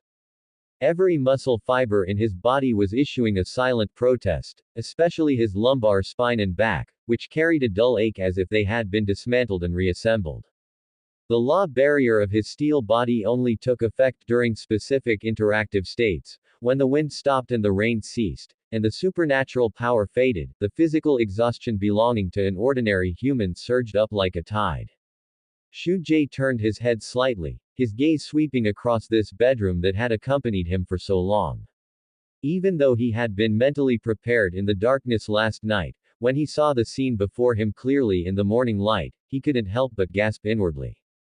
This didn't look like the aftermath of a romantic night, it looked more like he had just experienced a small-scale indoor demolition. The solid wood double bed beneath him, which claimed to support half a ton, had completely lost its original shape. The broken bed slats formed a miserable V-shaped depression, and several splintered keel beams stuck out into the air in a disorderly mess. Several mattress springs had snapped, and bits of snow-white soundproofing foam even curled out from the torn fabric. Even more tragic was the load-bearing wall on the side of the bed. The originally smooth beige wallpaper had peeled off in large areas, revealing the gray-black concrete layer underneath. Centered on where the two had rolled and impacted last night, spiderweb-like cracks spread in all directions, with the deepest crack large enough to fit half a palm. At the base of the wall lay a thick layer of plaster dust and rubble, looking like a miniature scene of an earthquake site. Shujae exhaled a breath of stale air, withdrew his gaze, and let it fall upon the culprit. Joanne was sleeping sweetly, sprawled across his chest.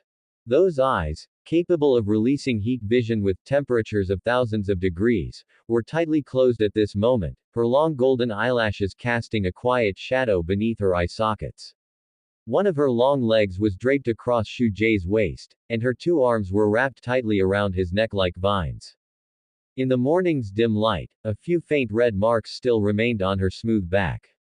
She slept without any defenses, her breathing steady and long, her warm breath rhythmically spraying against Shujae's collarbone. Shujae didn't move the leg draped over his waist, allowing her to hang on him like a koala. Just then, a familiar, deep blue ripple appeared at the edge of his retina. Companion cultivation system. Night interaction settlement complete. Detected that the host and the target have completed their first substantial romantical encounter. Interaction process rating. Wall breaking level. The target's physiological and psychological defenses have been completely penetrated, and the emotional bond has reached the highest resonance on a physical level. Target's pleasure dependency has exceeded the peak of the current stage. Looking at these lines of settlement comments, fragments of last night's near madness involuntarily flashed through Shujae's mind, along with that high-pitched, distorted cry Joanne let out by the wall. He deeply understood the value of the system's so-called wall-breaking level rating. It was something bought with the lives of the apartment's load-bearing wall and the double bed. The text on the panel paused for 2 seconds, followed by a burst of brilliant golden light. Based on the special note of the first romantical encounter, a specific probability reward has been triggered. Ding! Congratulations to the host for obtaining a permanent self-enhancement skill card. Skill granted. Eidetic memory passive permanent. Skill details. Eidetic memory. This is not a simple improvement in memory, but a microscopic remodeling of the host's hippocampal and cerebral cortex neurons. Skill effects. Absolute storage. Any effective information received by the host's vision or hearing will be converted into indelible digital images and permanently stored deep in the brain. Instant retrieval. the host can accurately retrieve any detail of the required image from the vast memory library within 0.01 seconds.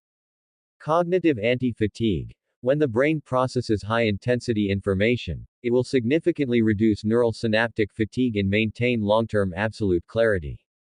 After reading the last line, the system panel dissolved into countless blue specks of light and dissipated from his view.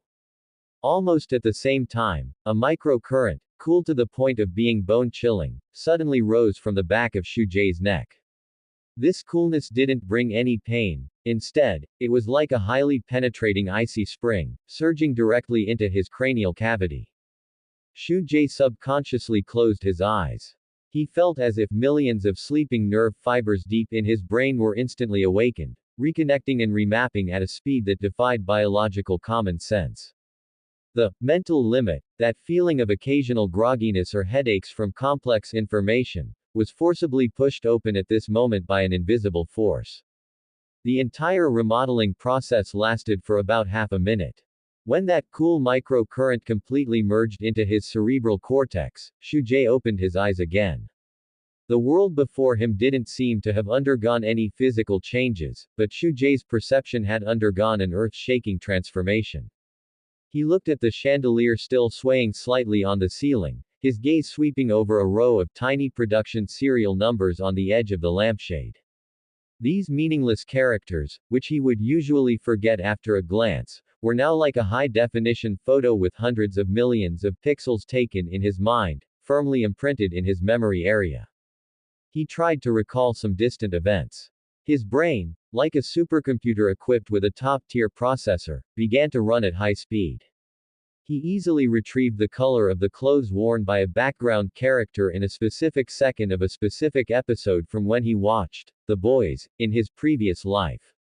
He even recalled every punctuation mark in the third paragraph of page 74 of a finance magazine he had casually flipped through at the Godolphin University Library last week. All memories were no longer blurry color blocks or incomplete fragments, but vivid, three-dimensional scrolls. As long as he wished, he could zoom in, freeze frame, and review them repeatedly at any time. This sense of absolute control over information made Shu Jae's heartbeat accelerate slightly. Just as Shu Jae was immersed in the wonderful experience brought by the brain upgrade, a slight movement came from his chest. Joanne seemed to have sensed the subtle change in Shu Jae's breathing rhythm and muttered somewhat discontentedly in her sleep. With her eyes closed, she rubbed her furry head back and forth against Shu Jae's collarbone, searching for a more comfortable angle, and then tightened the arms wrapped around Shu Jae's neck a little more. The long leg draped over Shu Jae's waist also moved upward, firmly pinning him down. Her sleeping posture, full of possessiveness and territorial awareness, seemed to declare that this man could only belong to her from now on. Shu Jae reined in his wandering thoughts. Those grand plans regarding Vought International's stock price and the layout of Frenchie's underground laboratory were temporarily packed away and sealed into the depths of his newly expanded memory as he felt this warm independent body in his arms. The 10 a.m. sunlight pierced through the clean glass windows, casting large, bright patches of light onto the floor. The bedroom, which had been reduced to almost ruins, was strategically abandoned for the time being. Shu Jae sat in front of the kitchen island in the living room, with a thin, silver-gray laptop placed in front of him. Hanging on his back was a pendant of considerable weight.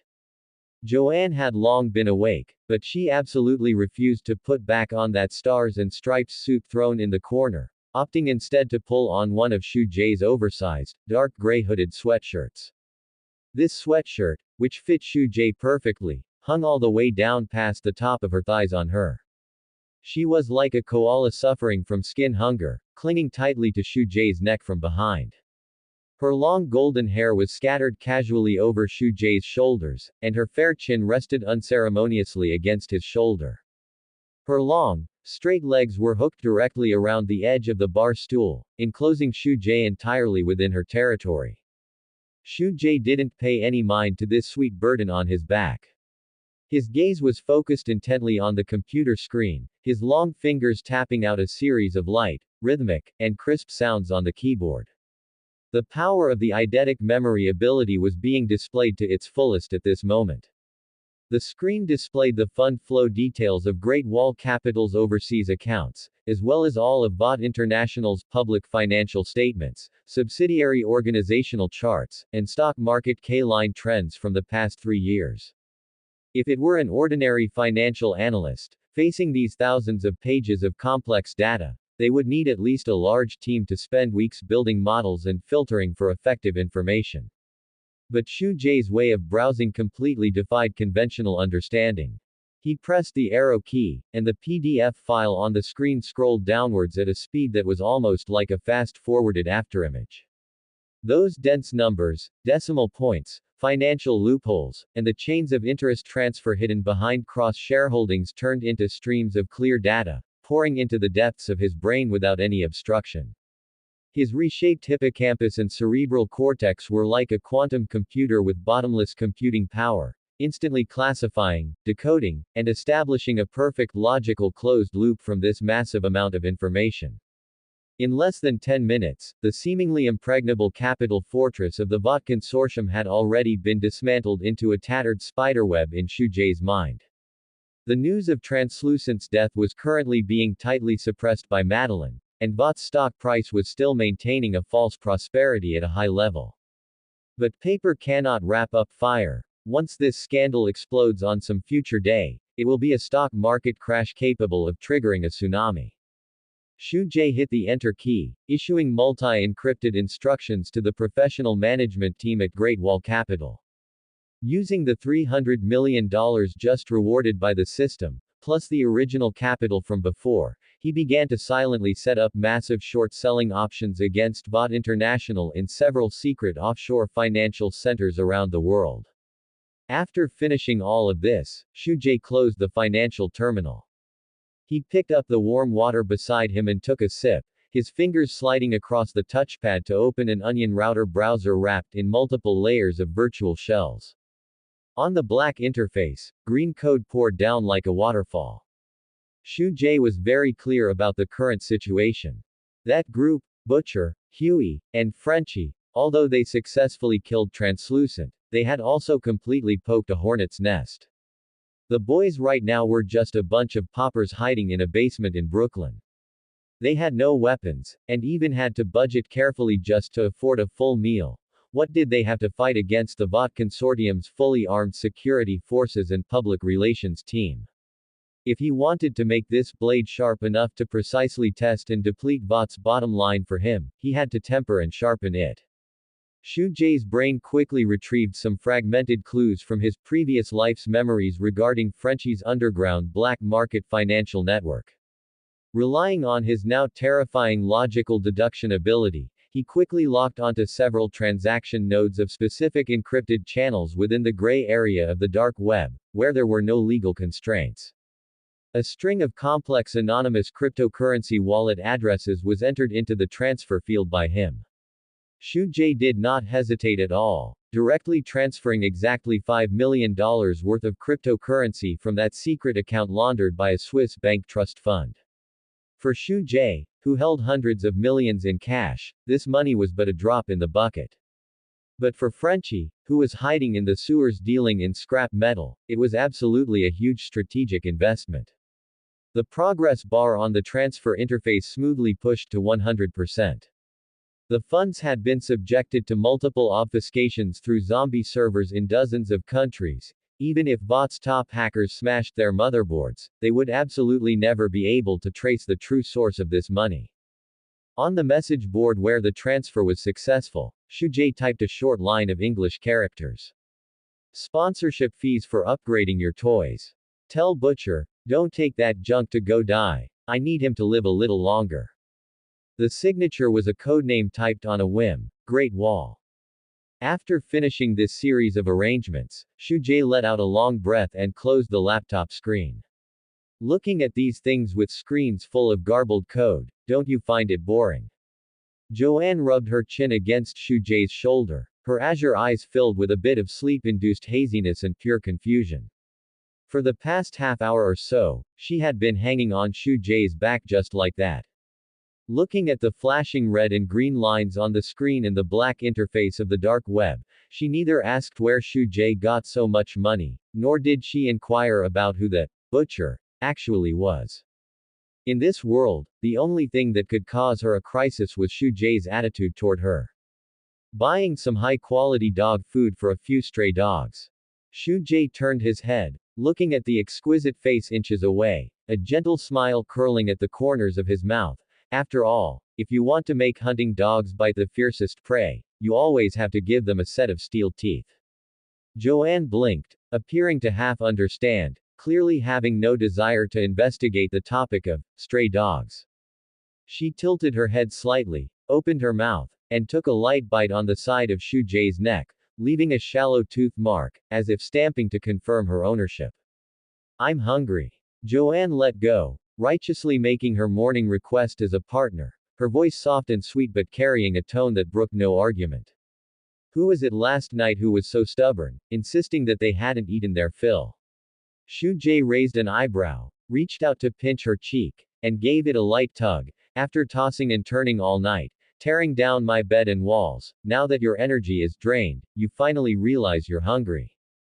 Being reminded of last night's crazy battle damage, even with skin as thick as female Homelander, a blush involuntarily crept up to her earlobes.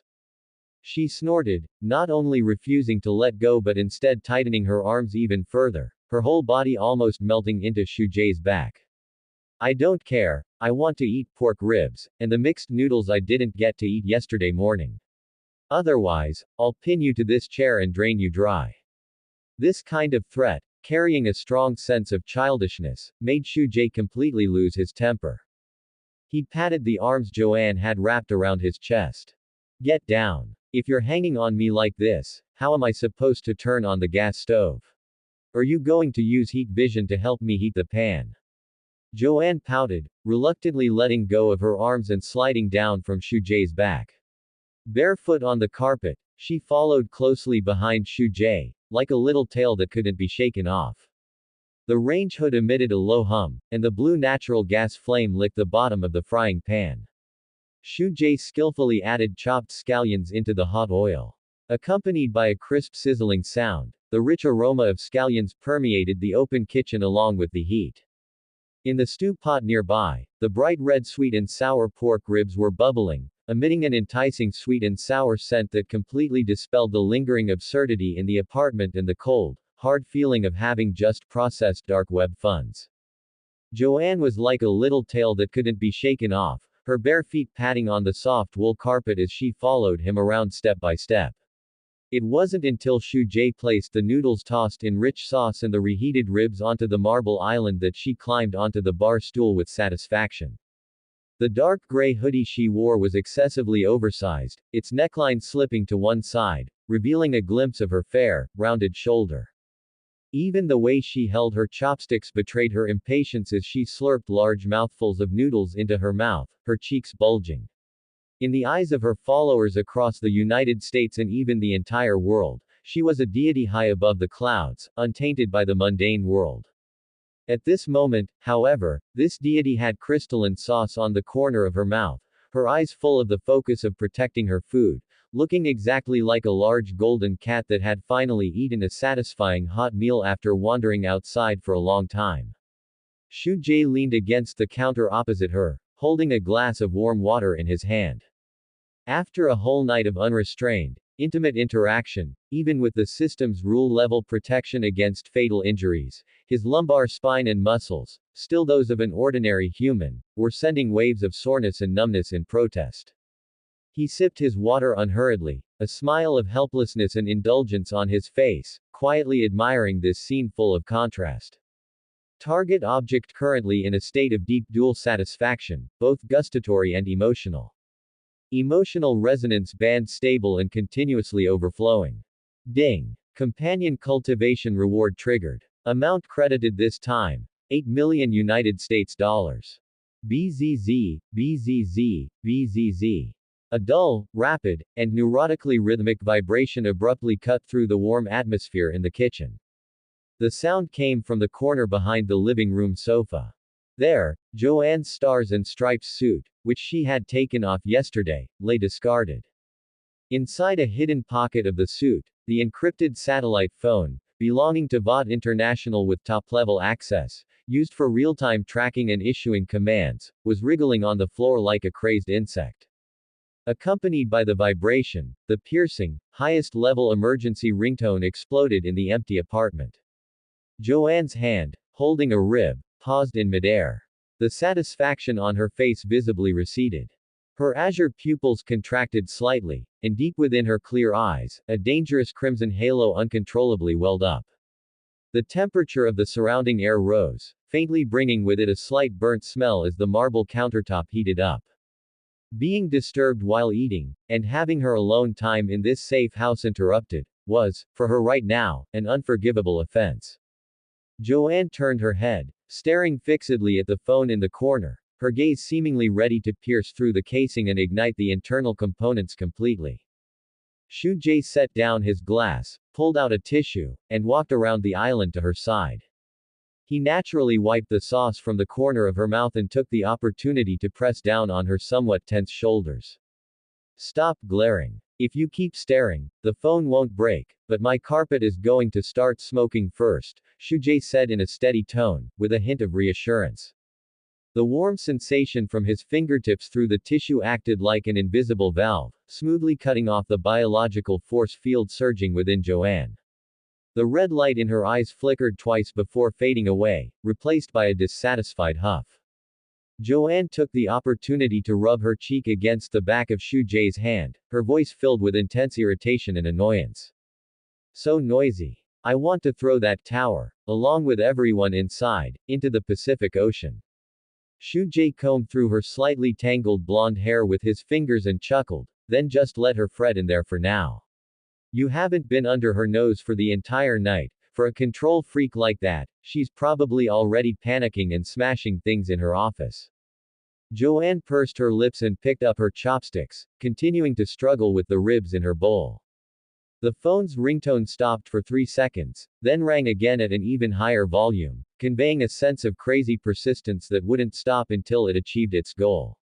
Answer it, Shu Jae patted her back, see what kind of excuse she has prepared. Joanne didn't even make a move to get up. Using super speed beyond human comprehension, she casually reached out toward the living room. With a faint sound of breaking air, the heavy encrypted phone landed steadily in her palm. She pressed the answer button, tapped speakerphone, and tossed the phone casually onto the marble island in front of her. Thank God, Joanne, you finally answered the phone. As soon as the call connected, Madeline's voice filled the entire kitchen. As VOD International's top PR master, her tone carried just the right amount of trembling and lingering fear, but that parental desire for control remained deeply rooted between every word. You haven't appeared for a full 12 hours, and you even missed the morning meeting of the 7. Madeline took a deep breath, her tone becoming earnest, even carrying a hint of cold insinuation. I know where you are now, and I know who you are with. Joanne's chewing stopped, and her eyes turned completely cold. Sweetheart, you represent the highest image of VOD International. The longer you stay in that ordinary neighborhood, the more dangerous it becomes for you, for the company, and even for certain people. There are countless eyes watching us outside. Be good, we must talk in person. These words sounded like concern, but in reality, they were everywhere applying soft pressure that you belong to the company, and implicitly using Shu Jae's safety to threaten her. Ever since Black Noir returned defeated that night, Madeline realized that a head-on confrontation wouldn't work. Now, she could only use this tightrope walking psychological game, attempting to tighten the leash in her hand that was about to snap. The disgust in Joanne's eyes was almost overflowing. She didn't buy this kind of implicit threat at all. The layer of maternal love filter that once made her insecure had long since become nauseating through repeated deceptions. Shut up. Stop bothering me with that disgusting tone of yours. Joanne spat out a cold warning without mercy and poked the hang-up button with her finger. The heavy phone screen went dark instantly, and Madeline's chatter was completely cut off. The kitchen returned to the tranquility of only the breeze brushing against the curtains. Although she hung up the phone, Joanne had completely lost her appetite. She set her chopsticks on the bowl, turned around, hugged Shu Jae's waist, and buried her face deep into his abdomen, taking a deep breath as if to use his clean scent to wash away the physical discomfort caused by that phone call. I don't want to go back. Her voice was muffled, revealing a kind of resistance belonging to a deity, almost childlike. Just thinking about that building being full of her hypocritical face makes me sick. Shu Jae looked down at this large cat that had retreated under his umbrella due to external stimuli, wrapped his arms around her shoulders, and gently stroked her back. He could easily keep Joanne in the apartment, coaxing her and blocking out all external noise. But he knew very well that although Joanne now thought Madeline was hypocritical, she was still in an instinctive state of avoidance. She was used to being arranged, used to being bound by that layer of false connection. Even if she felt disgusted, her first reaction was to hide, not to tear it apart head-on. No need to avoid it. Shu Jae's tone was gentle, yet carried an unquestionable, stabilizing power. Go ahead, go back to the tower. See what kind of clumsy acting she can come up with next. Joanne raised her head, her azure eyes filled with a bit of confusion and grievance. Shu Jae reached out and pinched her cheek, saying, "You feel she is disgusting now because you are no longer in that cage. No matter what she says, you just need to watch coldly. Remember, in this world, no one can treat you like a puppet anymore. As long as you feel unhappy, you can leave at any time." Hearing this, the confusion in Joanne's eyes gradually dissipated. Shu Jae's words were like a key, completely unlocking the lingering trace of hesitation she had in her subconscious toward Vought's top management. That's right, she possessed power that surpassed everything, and more importantly, she now had a home. So what was she still hiding from? Joanne bit her lower lip and released her arms from around Shu Jae's waist. She walked barefoot to the living room and bent down to pick up the stars and stripes suit in the corner. She didn't shy away from Shu Jae's gaze, briskly taking off her hoodie and putting the uniform that symbolized hypocrisy and lies back on. But this time, wearing the uniform, there was no more confusion in her eyes, only pure indifference. The balcony glass door was pushed open, and the early autumn wind rushed into the living room, blowing her long golden hair. I want to eat ribs again tonight. You have to add more sugar. Joanne stood at the edge of the balcony, turning back to look at Shu Jae, her tone carrying a bit of unrefusable stubbornness. I'll have it ready waiting for you. Shu Jae nodded with a smile. A strong airflow gathered outside the balcony. Accompanied by a dull sonic boom, Joanne turned into an afterimage difficult to capture with the naked eye, breaking through the clouds and speeding toward Vought Tower in the center of Manhattan, which represented the pinnacle of capital and power. Midtown Manhattan, top floor of Vought Tower. A deafening sonic boom exploded outside the glass curtain wall, and the intense airflow whipped up the stars and stripes flag on top of the building. The sensor glass doors slid open smoothly to both sides, and Joanne, wearing her stars and stripes suit, landed silently on the exclusive open-air balcony. The chaotic sound of high heels clicking against the polished marble floor approached rapidly. Ashley, the head of the PR department, rushed up like an ant on a hot pan. She was clutching a tablet tightly in her hand, her scalp showing visible red blood streaks from being scratched due to prolonged anxiety. My God, Joanne. You've finally appeared. Ashley's voice was sharp enough to crack, her speech so fast it sounded like a tongue twister. You weren't at the Seven's morning meeting. Several major sponsors have been blowing up the PR department's phones, and there are even conspiracy theories online saying you were kidnapped by terrorists. The PR department's emergency plan is already on its 8th draft. Joanne didn't even spare her an extra glance. She strode with her long legs, walking straight through the spacious and bright corridor. The perfect body temperature brought by the building's constant temperature system, and the cold-toned fragrance sprayed in the air symbolizing high-end luxury, now felt to her senses like nothing more than a suffocating smell of industrial plastic. The heavy double mahogany doors were within reach. Joanne reached out and pushed open the door to Madeline's office directly. In the spacious office, the light was cut into uniform strips by the blinds. Madeline, sitting in the large leather office chair, suddenly looked up. This vice president, who usually maintained an elegant and composed demeanor in front of media cameras and seemed to be in control of everything, had slightly red eyes at this moment. Her originally meticulously styled updo even had a few loose strands falling out, making her look exceptionally haggard. Joanne. Seeing that familiar figure, Madeline almost sprang up from her chair.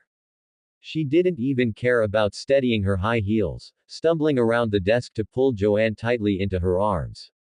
Thank God. You're finally back. Madeline's voice trembled, carrying a heavy nasal tone. She buried her face in Joanne's shoulder, her hands clutching Joanne's back tightly, like a mother who had almost lost her beloved daughter, with large tears dripping onto the fabric of the stars and stripes suit. Do you know how I got through these past dozen hours? I didn't close my eyes all night. My head was full of images of you having an accident. If anything happened to you, I really don't know how I would go on living. Your tears are dirtying my clothes. Joanne's voice was exceptionally calm, so calm that even she felt it was somewhat strange. She stepped back slightly, quietly pulling herself out of Madeline's embrace. Madeline's arms stiffened in midair. She looked up, and in those eyes still glistening with tears, a flash of astonishment and inquiry flickered rapidly. Relying on the keen intuition honed by decades of struggling in the capital circles, she instantly sensed that something was wrong with Joanne. She had lost control. Madeline pulled out a tissue to dab the corners of her eyes, taking the opportunity to stop her tears. She took a deep breath, her tone becoming somewhat mournful, carrying a hint of just right reproach. Sweetheart, I know you've been under a lot of pressure lately. The company has scheduled too many appearances for you, and you feel tired and want some private space. Mommy completely understands. She deliberately emphasized the word, mommy, attempting to reawaken Joanne's subconscious obedience. Madeline turned around and walked to the desk, her fingers tapping lightly on a thin folder without a cover on the desktop. The outside world is not as simple as you imagine. The security department tracked the airspace trajectory where you last disappeared last night. Although the signal was shielded, we still found some rumors. You seem to have been frequently appearing in an ordinary neighborhood in Lower Manhattan recently. Joanne's gaze fell on the folder, and in her originally calm eyes, a trace of scarlet halo began to gather. Ever since Black Noir brought back that warning, I went to check that Asian man's background. Madeline sighed, her tone full of worry and heartache. An ordinary person from the bottom, yet the capital flow in his account is suspiciously abnormal. Joanne, people like us stand in the clouds, possessing godlike power. Those mortals on the ground who approach you cannot possibly have pure motives. Madeline turned around, her eyes adopting the posture of an earnest elder. They are either after your money or to satisfy their own pathetic vanity. He is just using you, sweetheart. People like this have minds darker than the dirty water in the sewer. He is like a ticking time bomb strapped to you, ready to destroy your flawless image and future at any moment. Listen to me, cut ties with him, and leave this matter to the company's security department to handle. I will have them. Don't touch him. Joanne's voice was not loud, but it seemed to carry substantial ice, abruptly cutting off Madeline's words. The originally constant temperature in the office soared in this instant. The glass of pure water placed at the corner of the table actually began to bubble with fine boiling air bubbles on its surface. Joanne slowly raised her head. Those originally beautiful and clear blue eyes were now completely occupied by a terrifying scarlet light. Violent heat vision surged within her eye sockets, as if it were about to erupt in the next second, burning everything in front of her to ashes. The mask on Madeline's face froze completely. She clearly felt the threat of death. It was the instinctive trembling of prey locked by a top predator, a chill rushing from her spine straight to the back of her head. She could even smell the burnt odor of her expensive clothing in the air due to the high temperature. Joanne. Madeline's voice went off key, a dry swallowing sound came from her throat, and her legs retreated uncontrollably until her waist hit the edge of the desk hard. Listen clearly. Joanne's voice was low, hoarse, and carried an unquestionable brutality. My affairs are not for you to interfere with. And certainly not for any trash in this building to point fingers at. The red light grazed past Madeline's cheek and landed on the priceless giant floor-to-ceiling window behind her. If you, or any of the rats under your command that can't see the light, dare to investigate him again, or get within half a step of that neighborhood. Joanne tilted her head slightly, the corners of her mouth curling into a cold arc. I will gouge out your eyeballs and then burn this building from the top floor all the way to the basement. The red light receded. The terrifying heat suppressed in the office receded like a tide. Joanne didn't even look at Madeline, who was slumped beside the desk, gasping for air and sweating coldly, and turned to walk towards the door with large strides. The heavy mahogany door was pushed open roughly. Joanne walked through the corridor with an icy and violent low pressure, leaving behind a group of bot employees who were terrified into silence. Gale force winds, carrying the chill from high altitudes, swirled violently outside the apartment balcony. The heavy blast-proof glass door groaned under the strain. Joanne, like a meteor that had lost its orbit and laden with a heavy pressure, slammed heavily onto the marble tiles of the balcony. The moment she landed, the entire apartment floor trembled for an instant. She stood there, her long golden hair slightly disheveled by the wind. The Stars and Stripes suit, which symbolized the American spirit and Vough's supreme authority, clung tightly to her body at this moment, yet it made her feel an unprecedented sense of confinement and disgust. Shu Jae was sitting on the sofa in the living room, flipping through a paper business report. Hearing the commotion, he put down what was in his hands and lifted his gaze toward the balcony. At the edge of his retina, a faint blue system panel appeared silently. The empathy radar, which usually remained quiet, was now flashing with blinding red light. The bar chart representing Joanne's emotional fluctuations had almost broken through its limits, and those visualized emotional tags scrolled before Shu Jae's eyes like a waterfall. Disgust level soaring. Destructive desire at maximum. Looking at the glaring red light filling the screen, Shu Jae sighed silently in his heart. He knew all too well the methods of Madeline, that top-tier Pua master. Even though Joanne had prepared herself psychologically, confronting and exposing the lies wrapped in the guise of maternal love was still a soul-stripping mental torture for this deity who had grown up amidst lies.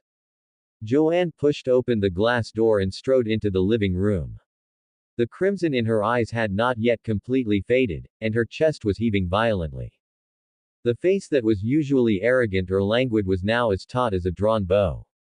A sense of agitation, as if scorched by high heat, faintly permeated the air. It felt as if the slightest spark would cause her to raise the entire building to the ground. She stopped 2 steps away from Shu Jae, her hands clenched tightly into fists. Everything in that building, even the air we breathe, is filthy. Joanne's voice was hoarse, carrying an imperceptible tremor. She actually wanted to use you to threaten me. Who does she think she is? Shu Jae stood up and took 2 steps forward, directly crossing that guarded safety distance. He cupped that taut face with both hands.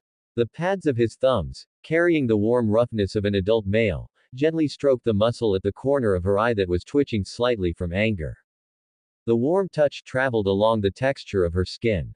The red light dancing in Joanne's eyes flickered twice in the face of this irrefutable tolerance, eventually dissolving into a layer of misty moisture.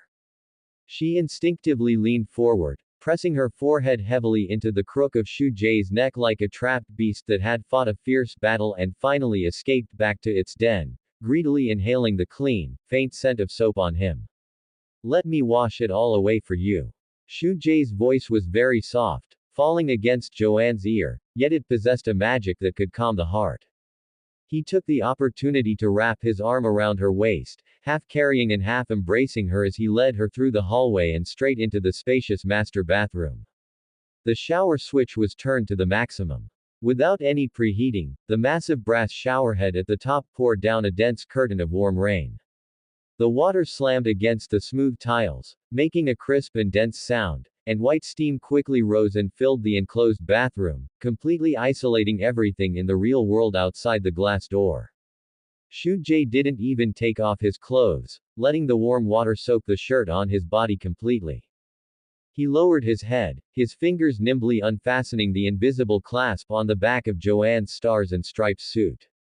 Without that layer of heavy confinement, Joanne's fair and slender body was fully revealed in the water curtain. The water flowed down along her long golden hair, glided over her collarbone, gathered at her chest, and finally dripped onto the tiles at her feet. The warm temperature not only washed over her skin but also seemed to be softening the ice and agitation in her heart bit by bit. Shu Jae's hands pressed against her waist. He lowered his head and kissed those lips that still carried a hint of stubbornness and coldness. This kiss initially carried a soothing meaning, gently tracing her lip line. But soon, it was met with a near ferocious counterattack from Joanne. Joanne's arms suddenly wrapped around Shu Jae's neck, pushing him forcefully against the wall. The soaked shirt clung tightly to Shu Jae's back, and the impact against the cold tiles made a dull thud. Joanne stood on tiptoe, her tongue driving straight in with an unreasonable ferocity, greedily plundering the scent that belonged to Shu Jae. The red light of the empathy radar had long since completely extinguished, replaced by the gentle, wavy lines representing extreme pleasure and relaxation. Only a dim floor lamp remained in the bedroom, casting a faint glow. Shu Jae gently placed the steadily breathing Joanne onto the large double bed. Her long golden hair, previously damp with water, had been wiped until half dry and was scattered across the soft cotton pillow. After exhausting all her physical strength and negative emotions in the bathroom, this female Homelander, whom the whole world both feared and revered, was now sleeping like an unguarded ordinary girl. She habitually turned over, wrapped the quilt in her arms, and her brows smoothed out completely. Shu Jae stood by the bedside, watching her quietly for a moment, then reached out to tuck in the corner of the quilt for her. He turned around, stepped lightly as he exited the bedroom, and closed the door behind him. The moment the door clicked shut, the gentleness and tolerance on Shu Jae's face receded like a retreating tide. He knew very well that Madeline, that calculating control freak, would never let things rest after being threatened to her face by the god she had raised with her own hands. A direct confrontation wouldn't work. That vicious woman would definitely use all of Vought's resources, or even more extreme underground methods, to eliminate him, this uncertain variable, in order to regain control over Joanne. To completely rescue Joanne from that hypocritical pedestal and make her see the true face of Vought's high-level executives who treated her as a commodity and a lab rat, he had to obtain the core, top-secret evidence. The security system of Vought Tower was comparable to the Pentagon. Breaking in or hiring commercial spies to steal documents was undoubtedly a fantasy. A sturdy fortress is often most easily breached from within. Shu Jae walked to the kitchen island in the living room, poured a glass of ice water, and then opened the silver-gray laptop. The screen lit up, casting a faint blue glow onto his face. Shu Jae didn't rush to type. Instead, he closed his eyes and took a sip of ice water. His eidetic memory skill was activated to full power. Yesterday, in order to send money to Frenchie, he had browsed through thousands of pages of Vought International's public financial reports, subsidiary organizational charts, and executive personnel files collected by Great Wall Capital's intelligence team. At this moment, those originally complex and boring data, charts, names, and resumes played in his mind like a high-definition movie on fast forward, with every frame clearly visible. The stream of information was rapidly filtered and compared within his hippocampus. As vice president, Madeline acted with flawless precision. But the department under her that was responsible for executing dirty work, handling superhuman scandals, and fabricating public images had a clear core hub, the Vought PR department. And the name of the PR department's core executive, Seth, was extracted in Shu Jae's mind. Seth, a white elite who wore high-end custom suits and always maintained a polite smile in front of the media. He held all the PR plans for the Seven and naturally had access to the deep-secret files Madeline had established to control these superhumans. Shu Jae opened his eyes, and his slender fingers tapped a series of crisp sounds on the keyboard. He opened the Onion Router browser, which was layered with multiple virtual shells, and accessed a secret data trading forum on the dark web. As a Vought executive, Seth's annual salary plus stock options was definitely an astronomical figure. Normally, such a person would be difficult to bribe. But as Shu Jae compared Seth's public financial status over the past 3 years with the hundreds of millions of dollars in crisis PR budget flow of the Vought PR department in his mind, he quickly discovered a funding gap. On the budget reports, there were several funds labeled overseas media PR fees, whose destinations were unclear. Following this clue, Shu Jae used the leaked list of offshore accounts on the dark web to perform a cross-search of keywords. For someone with eidetic memory, finding specific numerical patterns in this massive information junkyard was no harder than flipping through a book with an index. The code on the screen scrolled continuously. Half an hour later, an anonymous private account registered in the Cayman Islands entered Shu Jae's site. The inflow points of funds into this account had a perfectly lagged overlap in dates with the payout times of those vague budget items from the Vought PR department. Seth was not only greedy but was also using his position to quietly embezzle PR budgets right under Madeline's nose. More importantly, in the associated transactions of this account, Shu Jae discovered a large number of fund vouchers flowing to underground casinos in Las Vegas.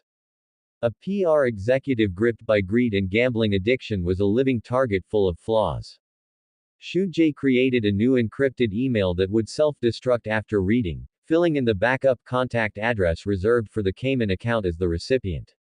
The body of the email contained only one short line: "I know where those overseas PR fees went. If you want to fill the hole you've dug in Las Vegas, meet me at 8 p.m. tonight, Midtown Manhattan, Le Bernardin, high-end restaurant, second floor private room." To prove he wasn't bluffing, Shu Jae casually pulled up Great Wall Capital's money laundering account, transferred 500,000 United States dollars in anonymous cryptocurrency into the Cayman account, and added a note: "This is just a fraction of the meeting gift. Don't be late. Click send." The progress bar filled up instantly. Shu Jae closed the laptop, stood up, and glanced out the window. The sun was setting toward the Hudson River, and the bustling Manhattan was about to welcome a night of glitz and glamour. He walked to the bedroom door and gently pushed it open a crack. Joanne was still maintaining that position, wrapped in the quilt, her sleeping face serene. Shu Jae left a note on the bedside table: "Dinner is in the thermal box. Going out to handle a small matter, will be back soon." Changing into a well-tailored but understated dark suit, Shu Jae pushed the door open and walked into the night of New York. Midtown Manhattan, Le Bernardin, high-end restaurant. As one of the top Michelin-starred restaurants in New York, the air here was filled with soothing cello music. The warm yellow crystal chandeliers created an atmosphere of extreme privacy. Guests who could book an independent private room on the second floor were either wealthy or noble. Inside the private room at the end of the second floor, Shu Jae sat quietly on a velvet armchair. In front of him was a glass of soda with ice, his gaze calmly fixed on the carved wooden door of the private room. The time pointed to 7:55 p.m. A sound of footsteps, slightly hurried yet deliberately suppressed in rhythm, came from the corridor. The wooden door was gently pushed open by a waiter from the outside. A middle-aged man wearing a well-tailored silver-gray suit with his hair perfectly groomed appeared at the door. He was clutching an encrypted mobile phone tightly, the veins on the back of his hands slightly bulging, revealing his inner turmoil. It was the core executive of the Vought PR department, Seth. Seth's gaze swept quickly around the private room, and when he saw Shu Jae sitting upright at the table, his footsteps paused significantly, and a flash of undisguisable astonishment crossed his eyes. He had imagined countless possibilities. The sender of the email might have been a white-haired old man from some rival conglomerate, or perhaps a gang leader from the underworld, but he never expected the person sitting there, looking so young and calm, to be an Asian. The waiter bowed respectfully and backed out, closing the door of the private room behind him. The thick soundproof door completely cut off the music from outside, and the private room fell into a silence that made one feel somewhat breathless. Seth did not sit down immediately but stood by the door, maintaining a defensive posture, ready to turn and leave at any moment. He stared fixedly at Shu Jae, trying to find even a trace of bluffing on the young man's face. Who are you? Seth's voice was very low, carrying the professional vigilance cultivated from years of handling PR crises. Did you send that email? Are you stalking me? Shu Jae did not answer his three consecutive questions. He picked up the ice water in front of him and took a sip. The glass made a slight clinking sound against the marble tabletop. Standing to talk business is not the decorum a VOT executive should have. Shu Jae raised his hand and made a gesture of invitation. Sit, Mr. Seth. That 500,000 United States dollars meeting gift should be enough to buy your time tonight. Seth's Adam's apple bobbed up and down. The other party's calmness, as if money were dirt, and the certainty of calling him by his name, caused a crack in his already fragile psychological defense. He knew the level of secrecy of his Cayman account. Someone who could trace it and casually throw out 500,000 United States dollars was definitely not someone he could easily offend. After a brief mental struggle, Seth took a deep breath, walked to the other end of the long table with slightly stiff steps, pulled out a chair, and sat down. He crossed his hands on the tabletop, leaned forward, and remained on guard. What exactly do you want? Seth's gaze locked tightly onto Shu Jae, trying to regain the initiative in the conversation. If you want to blackmail me with that trivial matter, you found the wrong person. VOT's legal department will make you spend the rest of your life in prison. These words were spoken with resounding authority, and paired with Seth's well-tailored silver gray haute couture suit, they certainly carried the intimidating majesty of a VOT executive. Shu Jae listened quietly to this threatening opening statement. He leaned back against the soft velvet chair, picked up the glass of soda with ice in front of him, and took a slow, deliberate sip. The bottom of the glass made an extremely faint click against the marble tabletop. Blackmail. Shu Jae rested his hands casually on the table, his gaze meeting Seth's guarded eyes with calm composure. Mr. Seth, I believe you have a rather ridiculous misunderstanding regarding the nature of us sitting here tonight. Shu Jae's tone was as steady as a straight, ripple-free line, yet it carried an undeniable sense of oppression. Generally speaking, the underlying logic of blackmail is that a poor person has obtained leverage over a rich person and is trying to scrape a few scraps of cash from their pockets to improve their life. Shu Jae looked at Seth, his deep black eyes revealing a heart-stopping clarity. But look at me, do I look like someone who lacks money? Seth's breath hitched slightly. He remembered the email sent to his top-secret Cayman account, and that unexpected $500,000 in cryptocurrency that came from an untraceable source. How could someone who could casually throw away $500,000 as pocket change for a greeting gift be a blackmailer risking offense to the VOT PR department for just a few $100,000? For the past 3 years, the VOT PR department's overseas media budget has been increasing at a rate of 15% annually. Shu Jae didn't give Seth a chance to breathe. His brain, enhanced by his eidetic memory, began to precisely spill data that would doom the other man. In 2023, 7.4 million. In 2024, 12 million. By the first half of this year, just 2 special funds labeled European Market Public Opinion Maintenance amounted to 15 million United States dollars. With every number Shu Jae recited, the muscles on Seth's face twitched imperceptibly.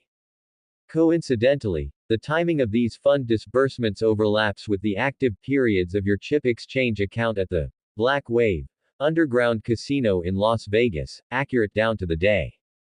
Shu Jae leaned forward slightly, his eyes dissecting Seth's final layer of disguise like a scalpel. Your luck at the card table is clearly not as good as your career in the VOT PR department. Your current financial hole is already so large that even if you misappropriated next year's entire budget, you wouldn't be able to fill it. The air in the private room seemed to be sucked out in an instant. The color visibly drained from Seth's face, turning it as pale as paper. Fine. Cold sweat seeped from his temples. If Madeline found out about this, or if the internal audit department at VOT discovered it, he would face far more than just disgrace and imprisonment. VOT's method of dealing with traitors had always been to make them, accidentally, disappear in some unknown gutter. You. Seth's voice had completely lost its earlier confidence, as if his throat were stuffed with dry sand. Who exactly are you? What do you want? I said it before, I'm not here to blackmail you. Shu Jie leaned back in his chair again, his posture lazy and composed. I am a businessman. I am sitting here tonight to discuss an acquisition with you. Acquisition. Seth was stunned, his brain unable to process the turn of events for a moment. I need a document. Shu Jie looked into his eyes and said, enunciating every word, a top secret core file on how your high and mighty Vice President Madeline privately manages, evaluates, and even trades members of the Seven, especially Joanne. Seth's pupils contracted sharply, as if he had heard something truly terrifying. You're crazy. He stood up abruptly from his chair, bracing his hands on the table, and hissed in a low voice, that is Madeline's bottom line. Once those things are leaked, Vough's entire stock price will collapse. If I give them to you, she will definitely skin me alive. If you don't give them to me, your creditors in Las Vegas, or Vough's audit department, will skin you alive by next Monday. Shu Jie sat in the shadows without even lifting an eyelid, his tone remaining infuriatingly calm. Seth, you are a smart man. You should know better than I do that you are already standing on the edge of a cliff, with no way out. Seth slumped back into his chair like a punctured balloon. He buried his hands in his hair and scratched forcefully. He did indeed have those files. As a PR executive, to prevent the day he might be pushed out as a scapegoat by Madeline, he had long ago secretly backed up the recordings and data files capable of destroying Vough's upper management. That was his trump card for survival. But unless it was an absolute last resort, he would never dare to use that. That is my life insurance. Seth's lips trembled slightly. If I give it to you, I'll have nothing left. Vought has eyes everywhere in the world. I can't escape. You can't escape because the money in your hands isn't enough. Shu Jie interrupted his muttering. He reached into the inner pocket of his suit, took out a specially made, multi-encrypted mobile phone, placed it on the table, and swiped his fingertips across the screen a few times. In this world, 99% of loyalty exists only because the chips for betrayal aren't high enough. As for the remaining 1%, Shu Jie raised his eyes, looking at the near-collapsed Seth, it's because they haven't met me. He turned the phone screen around and pushed it toward Seth. 80 million United States dollars. Shu Jie's voice was not loud, but it exploded in the quiet private room, like a heavy hammer smashing ruthlessly against the nerve in Seth's brain named reason. Seth's gaze was glued to the screen. It displayed an interface with an established encrypted transfer channel, and a string of numbers, dizzyingly long, rested quietly in the input field. 80 million United States dollars. What kind of concept was this? Even as a core Vought executive, if he didn't eat or drink and didn't pick up any bad habits, he would never earn this amount even after working for Vought for 10 lifetimes. This money was enough for him to completely pay off his bad debts in Las Vegas, enough to buy a massive private beach on any tropical island on Earth that lacked an extradition treaty, hire a security team composed of retired Special Forces soldiers, live a truly imperial life, and completely escape the man-eating quagmire that was Vought. Seth's breathing became extremely heavy, his chest heaving violently. Greed, fear, desire, disbelief, various complex emotions intertwined wildly on his face. He still couldn't believe such a pie, large enough to knock someone unconscious, would fall from the sky. This must be fake. This is impossible. Ding. A crisp electronic notification sound came from the inner pocket of Seth's suit. He shuddered as if electrocuted, fumbling to pull out his backup encrypted phone used for receiving overseas funds. The screen lit up, and a newly received transfer confirmation message was clearly visible. Your offshore account, ending in 4927, has received a remittance, 40 million United States dollars. 40 million United States dollars. Half the deposit, without any warning, was lying right there in his account. As long as he clicked confirm to withdraw, this massive sum capable of buying his soul would immediately enter his private pocket. Seth's hands trembled uncontrollably. He swallowed several times, and the cold sweat on his forehead slid down his cheeks, dripping onto the marble tabletop. His psychological defenses, in the face of this string of zeros that couldn't be more real, collapsed with a sound of utter destruction. Whatever loyalty to Vought, would ever fear of Madeline. In the face of 40 million United States dollars in cash, they all turned to ashes worth less than a fart. Shu Jae took back his phone and picked up his glass, downing the remaining ice water in one gulp. The other 40 million will arrive within 3 seconds after I see what I want. Shu Jae stood up, adjusted his suit cuffs, and looked down at the middle-aged man whose soul had been completely pierced through by money. Now, Mr. Seth, tell me, is your bottom line for sale? Seth jerked his head up. In his eyes, bloodshot from long-term anxiety, a kind of extremely crazy and greedy light erupted.